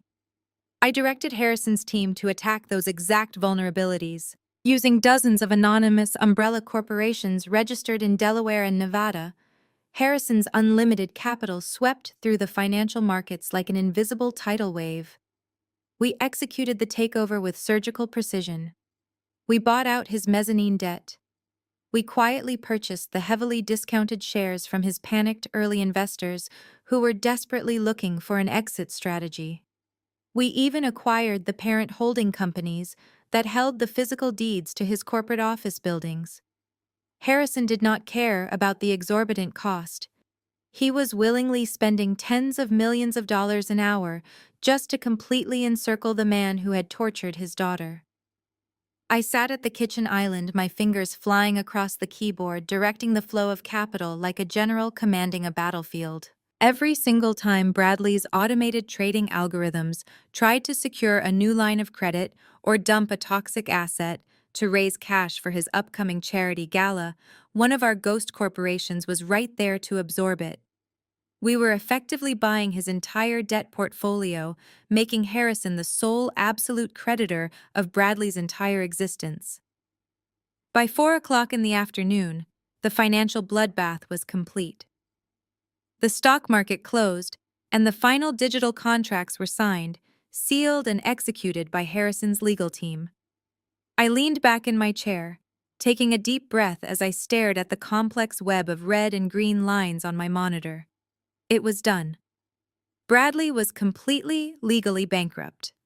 His pristine Manhattan office building, his massive company bank accounts, his luxury corporate cars, and even the tailored Italian suit he was wearing right now were technically the legal property of Clara's family trust. He had spent 5 years meticulously stealing Clara's money to build his fake empire. In less than 8 hours, we had used that exact same empire to dig his grave. The most beautiful part of the entire operation was that Bradley had absolutely no idea. Through DeAndre's hacked network access, we could see Bradley's calendar and location. He was currently standing in the grand ballroom of the Waldorf Astoria Hotel, ordering caterers and directing florists. He was completely convinced that he was the smartest man in the world, preparing to host the biggest charity gala of the decade. He was entirely unaware that he was a dead man walking. Through the hacked security feeds of the Waldorf Astoria, we watched Bradley pace across the opulent grand ballroom. He was barking orders at a small army of event planners, caterers, and lighting technicians. The room was dripping in excessive wealth. Massive crystal chandeliers cast a warm glow over dozens of tables draped in black silk. Giant floral arrangements of white lilies, Clara's favorite flower, were being positioned around a raised mahogany stage. DeAndre tapped a few keys and pulled up the official digital invitation that had been sent out to the wealthiest investors and socialites in New York City. The elegant gold lettering on the screen read, "The Clara Memorial Charity Gala." It was a masterstroke of psychological manipulation. Bradley was not just throwing a party. He was orchestrating a massive, highly publicized fundraising event, disguised as a tribute to his late wife. According to his hacked internal memos, he expected to secure at least $15 million in new capital tonight. He desperately needed that influx of cash to pay off his older, angry investors and keep his Ponzi scheme afloat for another year. And he was using my supposed mental breakdown to seal the deal. I opened another window on my laptop and watched a live feed from a local news station. Bradley had invited a select group of reporters into the hotel lobby for a brief press conference ahead of the gala. He stood before the microphones looking perfectly sorrowful, yet remarkably strong. He told the cameras that the shocking events of the past 48 hours had reopened old wounds, reminding him of how fragile life truly was. He smoothly transitioned into talking about Clara, painting himself as a devoted man who had been twice victimized by tragedy. First, by the cruel ocean that took his soulmate, and second, by the severe psychiatric collapse of his new wife. He was weaponizing sympathy. He knew that the wealthy elite of Manhattan loved a tragic hero. By portraying himself as a resilient survivor enduring unimaginable heartbreak, he was making it socially impossible for his investors to demand their money back. Instead, they were going to open their checkbooks to support him. Clara stood behind me watching her own memorial event being constructed on the monitor. Her jaw was clenched tight. "He is using my name to steal more money," she said, her voice dropping to a dangerous whisper. "He kept me locked in a concrete box, while he ordered thousands of dollars in white lilies to mourn me." I reached out and squeezed her hand. "Let him put on his show," I told her. "The higher he climbs on that stage tonight, the harder the impact will be when he falls." DeAndre pivoted in his chair, his fingers flying across his keyboard as he finalized our digital infiltration of the venue. The Waldorf Astoria utilized a highly advanced centralized audiovisual control system. DeAndre had easily bypassed their firewalls using the administrative credentials he stripped from Bradley's phone. He now had complete undetected remote control over the ballroom's massive projector screens, the surround sound speaker system, and the lighting grid. While DeAndre secured our digital access, Harrison's team was handling our physical entry. A man with Harrison's immense power and limitless capital did not need invitations to get into a charity gala. He owned the people who owned the hotel. Within an hour, his security director sent an encrypted message confirming that the loading dock guards, the service elevator operators, and the ballroom security detail had all been quietly replaced by Harrison's private tactical personnel. Bradley thought he was guarded by his own loyal security team. In reality, he was already standing inside a cage we had built around him. The winter sun began to set behind the towering pine trees outside our mountain cabin, casting long, dark shadows across the living room. It was time to get ready. Harrison had dispatched a private helicopter to a clearing just 2 miles from our location to transport us directly back to the city. He had also sent a team of professional stylists and 2 garment bags containing custom-tailored outfits. We were not going to sneak into this event through the back door dressed like victims. We were going to walk straight through the front doors of that grand ballroom, looking like the executives who now owned his entire existence. I walked into the master bedroom and unzipped the garment bag bearing my name. Inside was a razor-sharp midnight blue power suit. As I slipped the tailored jacket over my shoulders, I looked at my reflection in the full-length mirror. The terrified, freezing woman who had slept in her car 2 nights ago was completely gone. The desperate wife, who had signed a fake psychiatric hold, was dead. I walked back out to the living room. Clara emerged a moment later, wearing a stunning floor-length emerald gown that perfectly highlighted her piercing blue eyes. She looked powerful, regal, and entirely resurrected. DeAndre shut down his laptops, packing his equipment into a sleek black briefcase. The charity gala was scheduled to begin in exactly 3 hours. The elite of New York were putting on their diamonds, and Bradley was preparing his tragic, tear-jerking speech. He was about to ask a room full of billionaires to trust him with their money. He had no idea that the women he tried to bury were already on their way to deliver the audit of his lifetime. The helicopter blades sliced through the freezing night air as we flew south toward the glowing skyline of Manhattan. I sat next to DeAndre in the leather seats of the spacious cabin, balancing my laptop on my knees. Down below, the city lights sparkled like scattered diamonds, but my focus was entirely on the digital detonators we were carefully wiring together. The hostile takeover had stripped Bradley of his company, but to ensure he spent the rest of his natural life behind bars, we had to hand the federal authorities an airtight, perfectly packaged criminal case. DeAndre established a highly secure encrypted uplink directly from the helicopter. I opened the massive dossier of financial evidence we had compiled. It contained the offshore routing logs, the fake dividend payout records, and the irrefutable proof of Bradley's vast Ponzi scheme. I composed a direct message to the Enforcement Division of the Securities and Exchange Commission, bypassing the lower-level tip lines and routing it directly to the inbox of a senior regional director Harrison knew personally. I attached the digital ledgers and scheduled the massive email to automatically send at exactly 9 o'clock tonight. Next, I tackled the criminal evidence. I created a separate, heavily encrypted file containing the horrific basement security footage DeAndre had salvaged. I paired it with the crystal-clear audio confession I had recorded in the park earlier that afternoon. I typed out a comprehensive summary detailing the kidnapping, the false imprisonment, the forged psychiatric evaluation, and the extortion of Clara's trust fund. Using a secure federal reporting portal, I uploaded the entire package directly to the Severe Crimes Division of the Federal Bureau of Investigation in New York.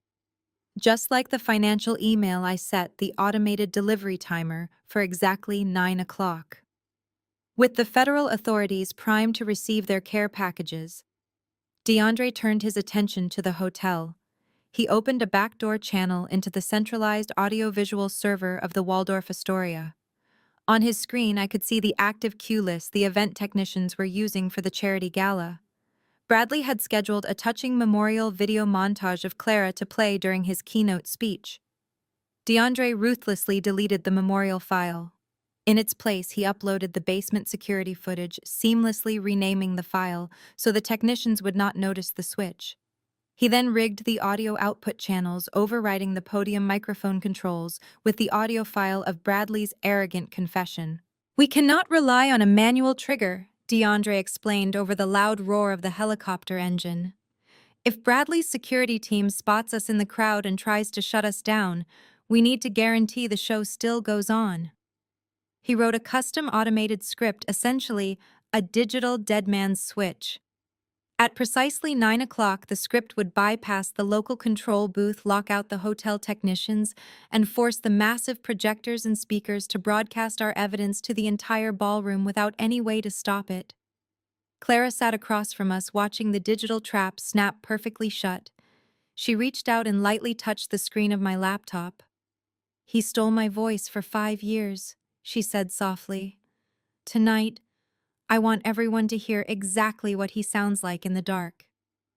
I nodded, closing my laptop as the helicopter began its steep descent toward a private helipad on the roof of a corporate high-rise building just a few blocks away from the hotel venue. The flight was over and the planning phase was finally complete. We stepped out onto the freezing roof, the icy winter wind whipping our clothes. Harrison's private security detail was waiting for us by the elevator banks.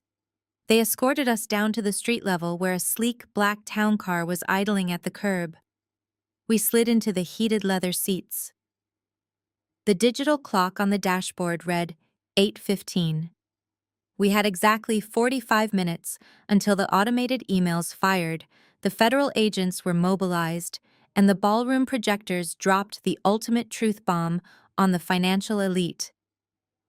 I looked out the tinted window as we navigated through the slow-moving evening traffic. We were approaching the grand entrance of the hotel. Crowds of photographers were already gathered behind thick velvet ropes, eagerly snapping pictures of wealthy socialites stepping out of luxury limousines. Bradley was inside basking in the artificial glow of his own deception, completely ignorant of the digital apocalypse, silently counting down in the servers beneath his feet. I took a deep, steadying breath, smoothing out the lapels of my tailored midnight blue suit. We were not just attending a party tonight. We were executing a flawless, synchronized destruction. The black town car pulled up to the discreet side entrance of the Waldorf Astoria.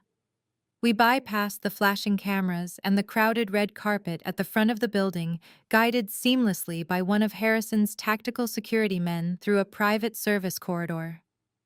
We stepped out of the shadows and slipped through the heavy oak doors of the grand ballroom, instantly blending into the vast sea of dark tuxedos and glittering evening gowns. The sheer scale of the wealth in the room was suffocating.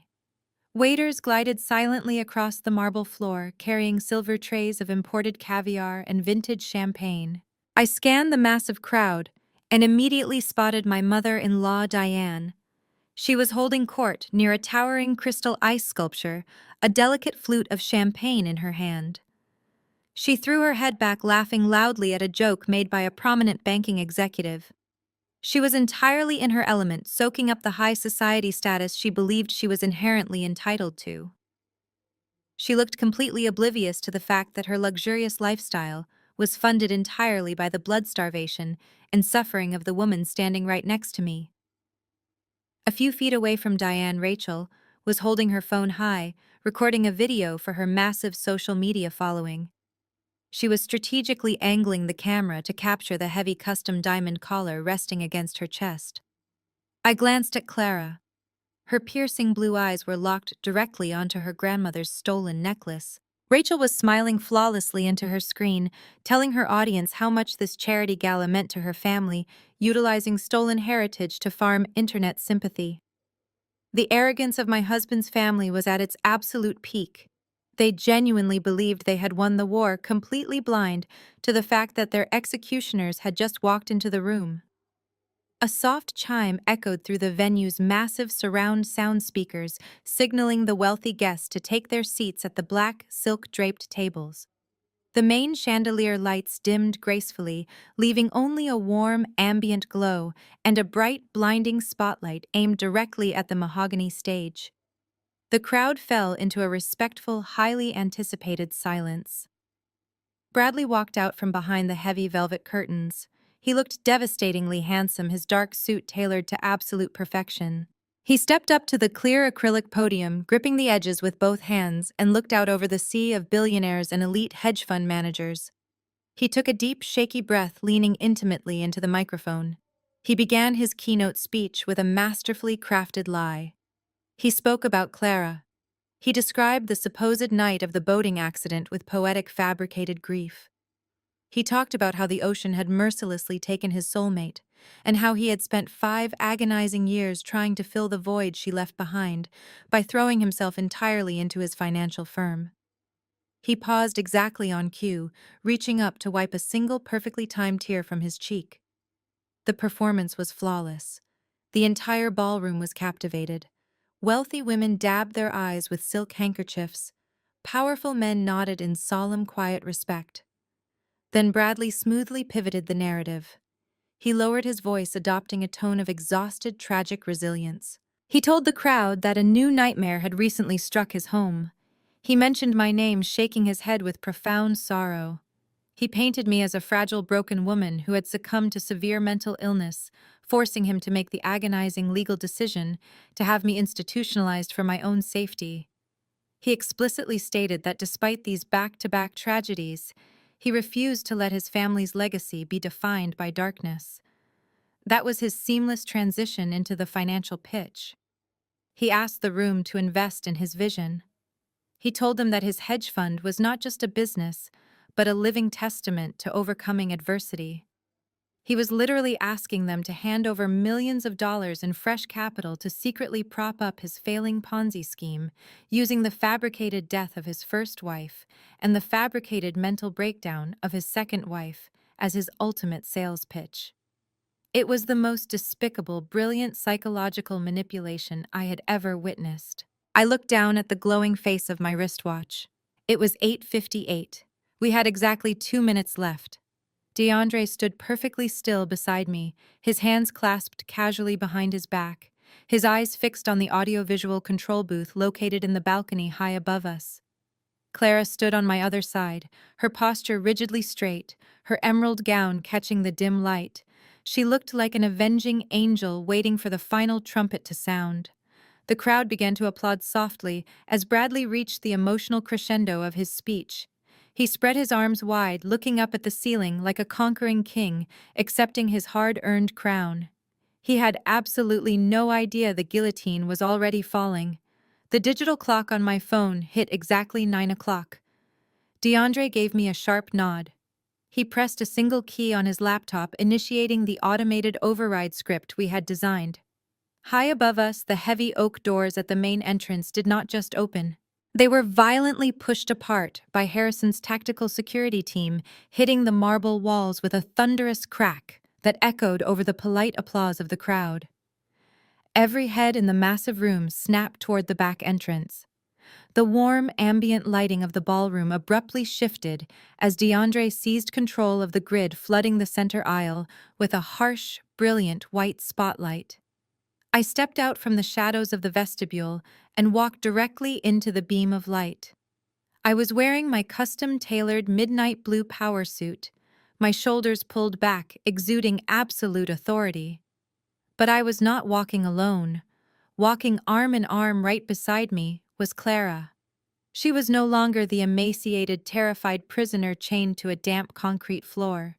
Dressed in her breathtaking emerald gown, her hair perfectly styled, and her posture unyielding, she looked every inch the powerful billionaire heiress she was born to be. She was radiant, she was healthy, and she was very much alive. The reaction from the crowd of hundreds of elite investors was instantaneous and visceral. The polite applause died instantly, replaced by a dead, horrifying silence that sucked all the oxygen out of the cavernous room. A collective gasp rippled through the sea of black tuxedos and evening gowns. People physically recoiled, bumping into tables as they scrambled to comprehend the impossible sight before them. Whispers erupted like a localized shockwave. People recognized the crescent birthmark. They recognized those piercing blue eyes. They were looking at a ghost. I guided Clara down the center aisle, our heels clicking rhythmically against the polished marble floor. The sound was deafening in the otherwise silent room. The crowd parted before us, like the Red Sea shrinking back from the sheer force of our presence. I glanced to my right and saw Diane. My former mother-in-law had turned the color of ash, the fake tan completely draining from her face. Her jaw hung open in slack-jawed terror.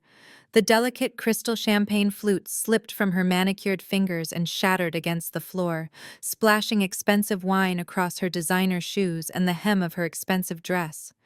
She clutched her chest, unable to draw breath, her eyes wide with the realization that her luxurious life was over. A few feet away from her, Rachel was frozen in a state of pure panic. She looked at Clara, then looked down at her own chest, her hands flying up to cover the stolen diamond collar she had been flaunting just moments ago. The realization that she was wearing the stolen heritage of a woman who was currently walking toward her hit her with physical force. She stumbled backward, her high heel catching on the carpet, sending her crashing hard into the towering ice sculpture.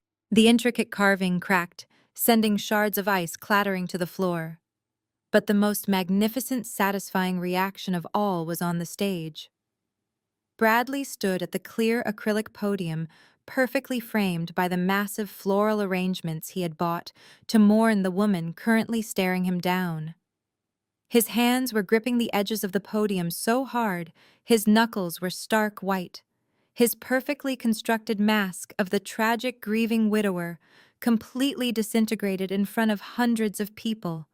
His eyes bulged out of his head, darting wildly between me and Clara. His brain simply could not process the incoming data. He had locked Clara in a basement this morning. He had left me penniless and crying in a frozen park this afternoon. Yet here we were walking together, unified and untouchable, destroying his reality step by calculated step. The tall glass of water resting on his podium was knocked over by his violently trembling hand, spilling a pool of water across his meticulously written speech notes. He leaned toward the microphone, his mouth opening and closing like a suffocating fish pulled from the water. He tried to speak. He tried to command his private security team to intervene and remove us, but his vocal cords completely failed him. A pathetic strangled wheeze was the only sound that escaped his lips, amplified awkwardly by the sound system.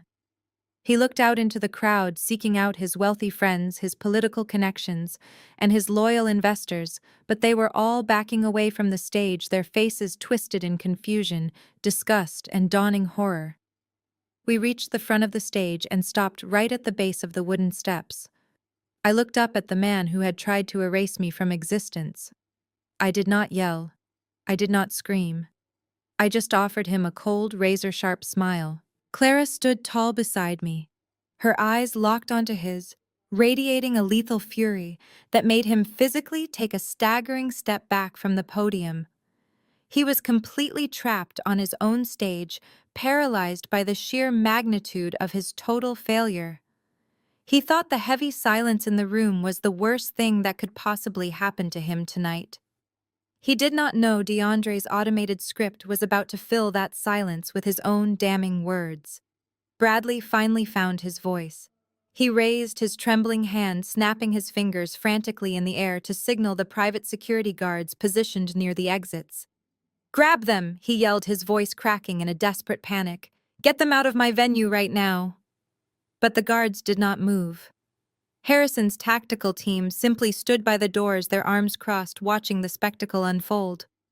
Bradley realized with a sickening jolt that he had absolutely no authority left in this building. He lunged toward the acrylic podium, reaching for the microphone to demand order to spin another lie. Before his fingers could even graze the metal stand, a sharp, piercing screech of audio feedback blasted through the massive surround sound speakers. The high-pitched noise forced several guests in the front row to cover their ears. Then the feedback cut out, replaced by a voice. It was crisp, clear, and dripping with arrogant cruelty. It was Bradley's own voice, recorded just hours earlier in the freezing park. "Because you were convenient, Nora. My hedge fund was bleeding millions. I needed Clara's trust fund to keep my investors from tearing me apart. So I slipped a sedative into her champagne, tossed her phone into the ocean, and locked her in the basement." The audio echoed through the cavernous ballroom, bouncing off the crystal chandeliers and the marble walls. The collective gasp from the elite crowd was deafening. Bradley froze in sheer terror. He stared at the ceiling, his eyes wide, as his own recorded voice continued to dig his grave in front of the most powerful people in New York.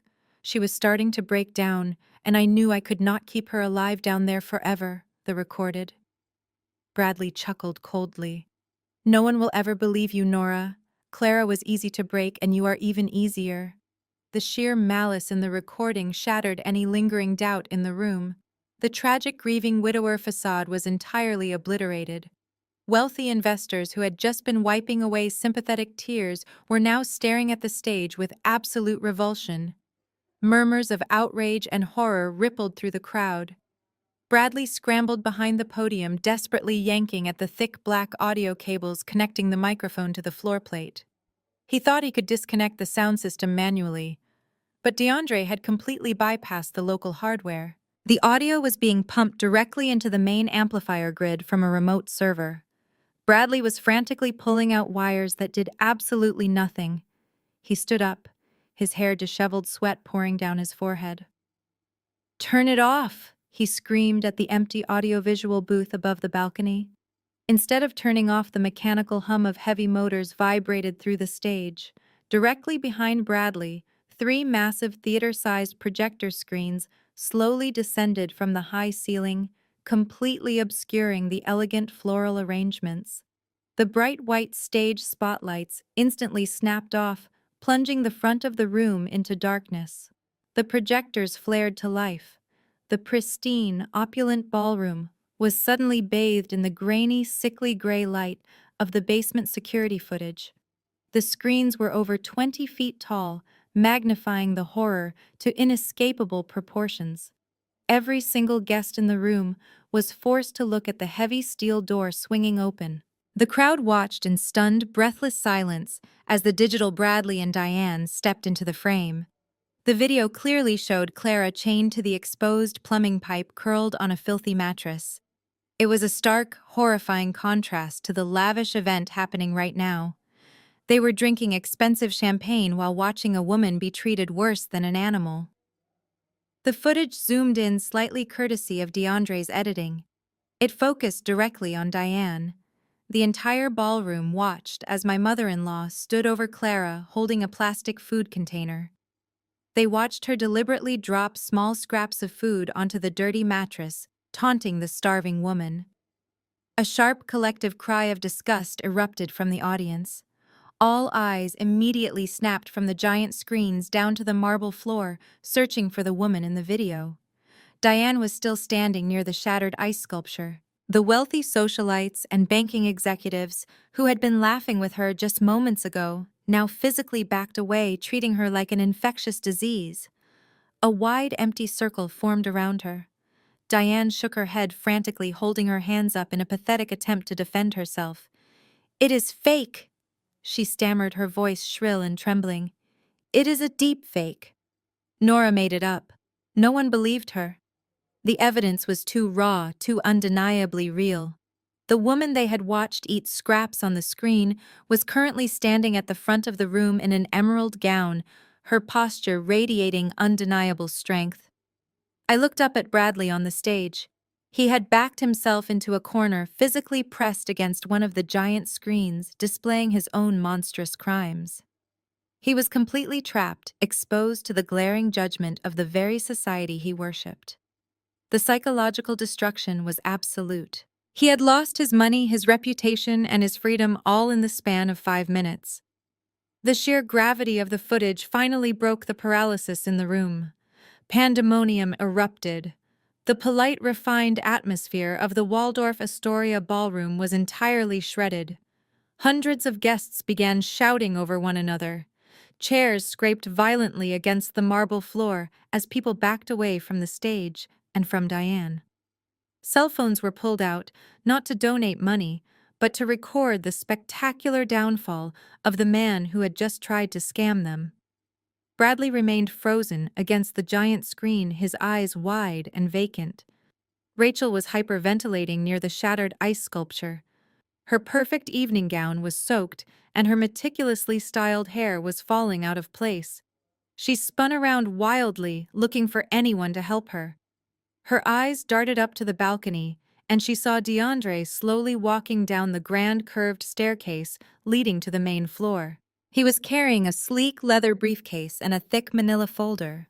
Rachel did not understand the reality of the situation. Her privileged mind assumed her husband was there to serve her to fix the technical glitch that was ruining her life.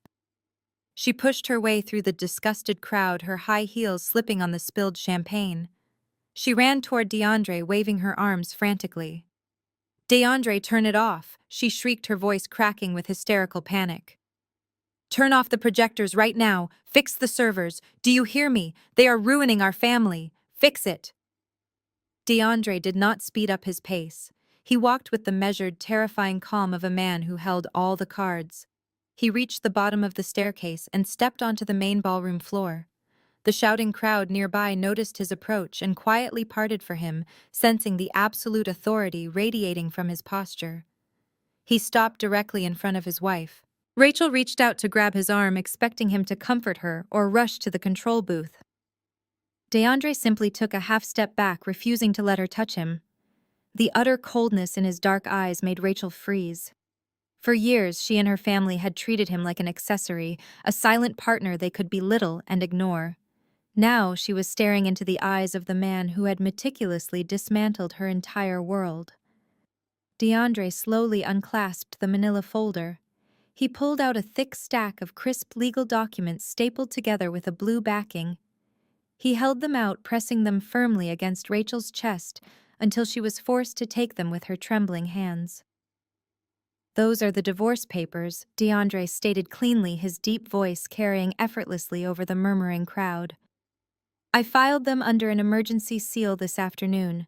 I am taking full exclusive custody of our daughter. My lawyer has already submitted the restraining orders to prevent you or your mother from ever coming near her again." Rachel gasped, her eyes darting frantically from the legal papers in her hands to his unyielding face. "DeAndre, you cannot do this," she sobbed, tears finally spilling over her mascara. "I am your wife. You have to help me. We are family." "We were never family, Rachel," DeAndre replied, his voice a low, lethal rumble that commanded the attention of every wealthy socialite standing nearby. "You sat at dinner tables for years and let your mother insult my heritage. You let your brother treat me like a diversity prop. And yesterday you stood in a police station and live-streamed the humiliation of an innocent woman to protect a monster." DeAndre lowered his gaze, looking directly at the heavy, sparkling diamond collar resting against her collarbone. And right now, he continued, his tone completely devoid of mercy. "You are wearing a custom antique necklace stolen from the private vault of the woman your brother kept chained like a dog. I have already reported the stolen jewelry to the federal agents waiting outside. I do not share a bed with accomplices." The words hit Rachel with the force of a physical blow. She looked down at the diamonds, her hands flying up to her neck, as if the jewelry had suddenly caught fire. The necklace, which had been her ultimate symbol of status and wealth just an hour ago, was now the physical proof of her complicity in a major federal crime. She fumbled wildly with the clasp, her manicured nails scratching violently at the back of her own neck in a desperate attempt to take it off. But her hands were shaking too badly. She could not undo the intricate lock. The crowd of elite investors and high society wives stared at her with absolute revulsion. The people she had spent her entire life trying to impress were now looking at her like she was the dirt beneath their shoes. She was entirely alienated, permanently exiled from the only world she cared about. Rachel's knees buckled. She collapsed onto the cold marble floor, right in the middle of the ballroom, clutching the divorce papers to her chest. She let out a loud, pathetic wail, sobbing uncontrollably into the silk fabric of her ruined dress. DeAndre did not reach down to help her. He did not offer a single word of comfort. He simply turned his back on her, adjusting the cuffs of his suit, and walked over to stand right beside me and Clara. The toxic alliance of the family was completely shattered, and they were all falling exactly where they belonged. The heavy silence that had descended over the grand ballroom was suddenly broken by a sound that cut through the thick air like a jagged knife. Sirens. Multiple piercing wails echoed from the busy city streets outside, growing louder and more frantic by the second. The flashing red and blue lights of federal law enforcement vehicles reflected brightly against the towering glass windows of the Waldorf Astoria. The elite crowd began to part frantically, clearing a wide path toward the main mahogany entrance. Heavy footsteps thundered in the hallway. Men in dark windbreakers with bold yellow lettering across their backs flooded into the venue. The Federal Bureau of Investigation had arrived, and they moved with terrifying precision. The lead federal agent barked sharp orders, his deep voice carrying unquestionable authority. Several agents immediately fanned out to secure the perimeter, blocking every exit, while a strike team marched directly down the center aisle toward the raised stage. Bradley watched them approach his chest, heaving erratically. For a split second, his deeply ingrained arrogant instincts kicked in. He adjusted his silk collar insanely, thinking he could still charm his way out of this disaster or call a high-powered friend to stall an arrest. But the federal agents treated him exactly like a dangerous felon. Two massive agents grabbed his arms without hesitation, spinning him around violently and slamming him face first against the clear acrylic podium.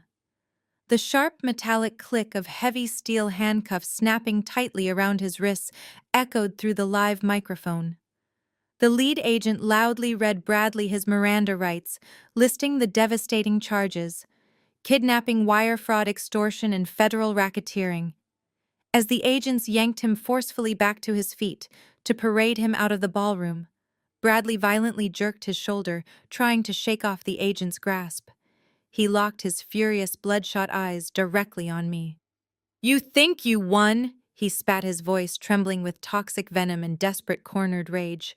"You think this little stunt changes anything? I still have my company. I have tens of millions in offshore accounts that you will never find. I will bond out of jail by midnight, and I will bury you with a legal team that will make you wish you were dead." I did not flinch. I did not take a single step back. I simply smiled at him, a genuine, relaxed smile that communicated absolute victory. I turned to DeAndre, who calmly held up his sleek leather briefcase. I unsnapped the brass latch and pulled out a single crisp legal document featuring the embossed gold seal of a major corporate law firm. I stepped closer to the stage and held the paper up so Bradley could clearly see the bold legal heading. "Actually, Bradley, you do not," I said, my voice carrying cleanly across the quiet room. "Yesterday afternoon, while you were picking out expensive white lilies for this ridiculous party, Clara's family trust executed a massive hostile takeover of your entire financial portfolio." Bradley instantly stopped struggling against the agents. The color drained from his face completely. He stared at the legal document in my hand, his mouth falling slightly open in mute horror. I took another step closer to him, ensuring every single word landed with devastating impact. "We bought your mezzanine debt. We bought out your panicked early investors. We legally acquired the massive parent holding company that owns your firm. You are entirely, completely bankrupt. You do not have a single dollar left to pay for a defense lawyer, let alone post a federal bail bond." I paused, letting the crushing weight of his new reality fully settle over him. "And there is one more thing," I added, keeping my tone perfectly professional and sharp. "As the newly appointed Chief Financial Officer of the acquiring parent company, my very first official executive action was to terminate your employment. You are officially fired. Oh, and you billed that custom Italian suit you are wearing to your corporate expense account last month. Since you no longer work for us, that suit is legally company property. I expect you to return it before you transfer to federal prison." The final blow landed perfectly. The lifelong delusion of his invincibility shattered into a million pieces. Bradley's knees physically buckled under the unbearable weight of his total destruction. He let out a hollow, agonizing groan, collapsing heavily onto the marble floor. He hung his head, his shoulders shaking, a pathetic shell of the arrogant man who had walked onto that stage 10 minutes ago. The federal agents hauled him back to his feet by his armpits, dragging his limp body down the center aisle. He was marched out the front doors, right past the disgusted faces of the elite society he had sacrificed his soul to join. Once the heavy oak doors of the Waldorf Astoria closed behind Bradley, the silence in the ballroom was absolute. I turned to look at Clara and DeAndre. We did not need to celebrate or shout. We just shared a quiet, deeply satisfying look of understanding. The war was officially over. 6 months have passed since that night. The legal fallout was swifter and more merciless than any of us could have anticipated. Because of the overwhelming evidence we handed directly to the federal authorities, the prosecutors did not offer a single plea deal. Bradley stood trial in a federal courthouse, stripped of his expensive lawyers and his arrogant smirk. He was convicted on a massive list of charges including federal kidnapping, aggravated wire fraud, identity theft, and orchestrating a multi-million-dollar Ponzi scheme. The judge sentenced him to life in prison without the possibility of parole.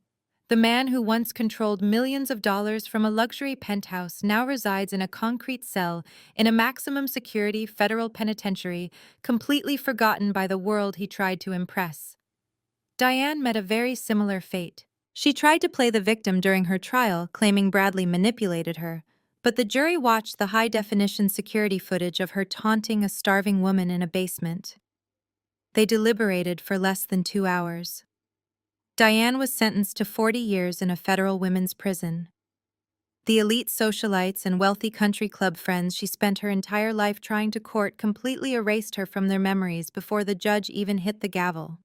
She will spend the rest of her life wearing a standard issue orange jumpsuit entirely stripped of the unearned status she worshipped. Rachel narrowly avoided federal prison by immediately turning state's witness against her own mother and brother. It was a final, desperate act of self-preservation that perfectly captured her toxic nature. However, avoiding jail did not save her from absolute ruin.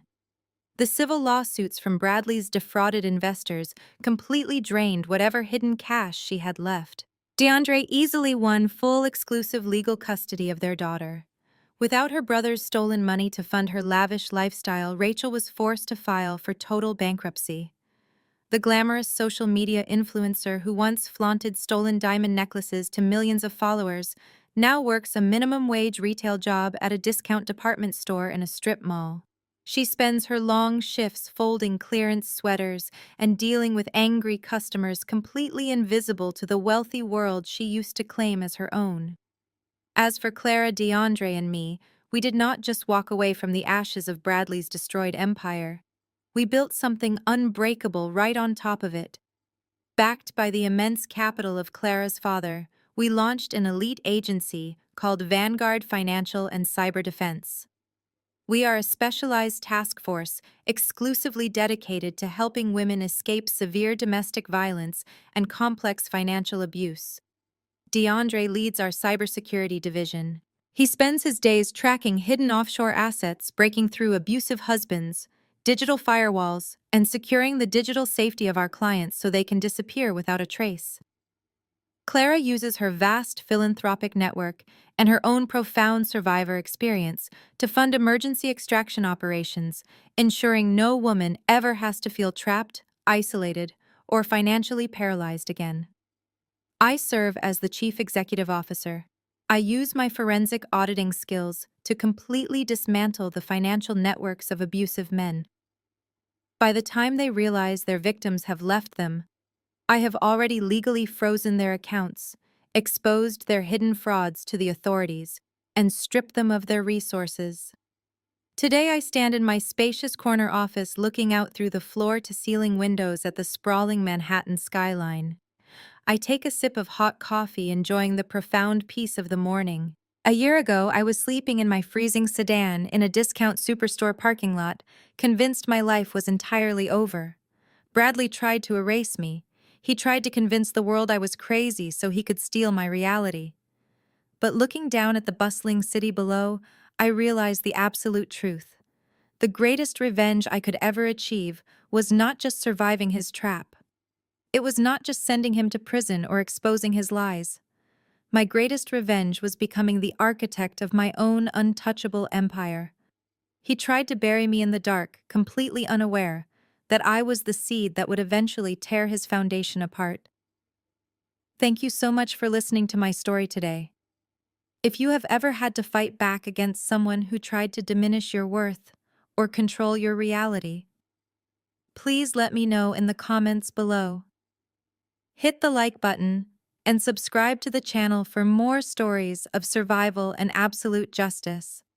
Remember, your power is never truly gone. Sometimes you just have to burn the old world down to build the one you deserve.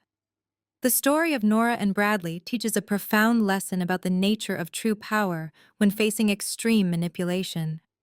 When a toxic person attempts to destroy your reality, their greatest weapon is often your own emotional reaction.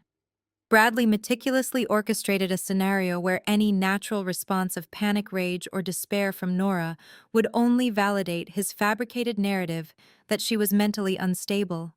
If she had screamed at the police or broken down in the hospital, she would have played perfectly into his hands.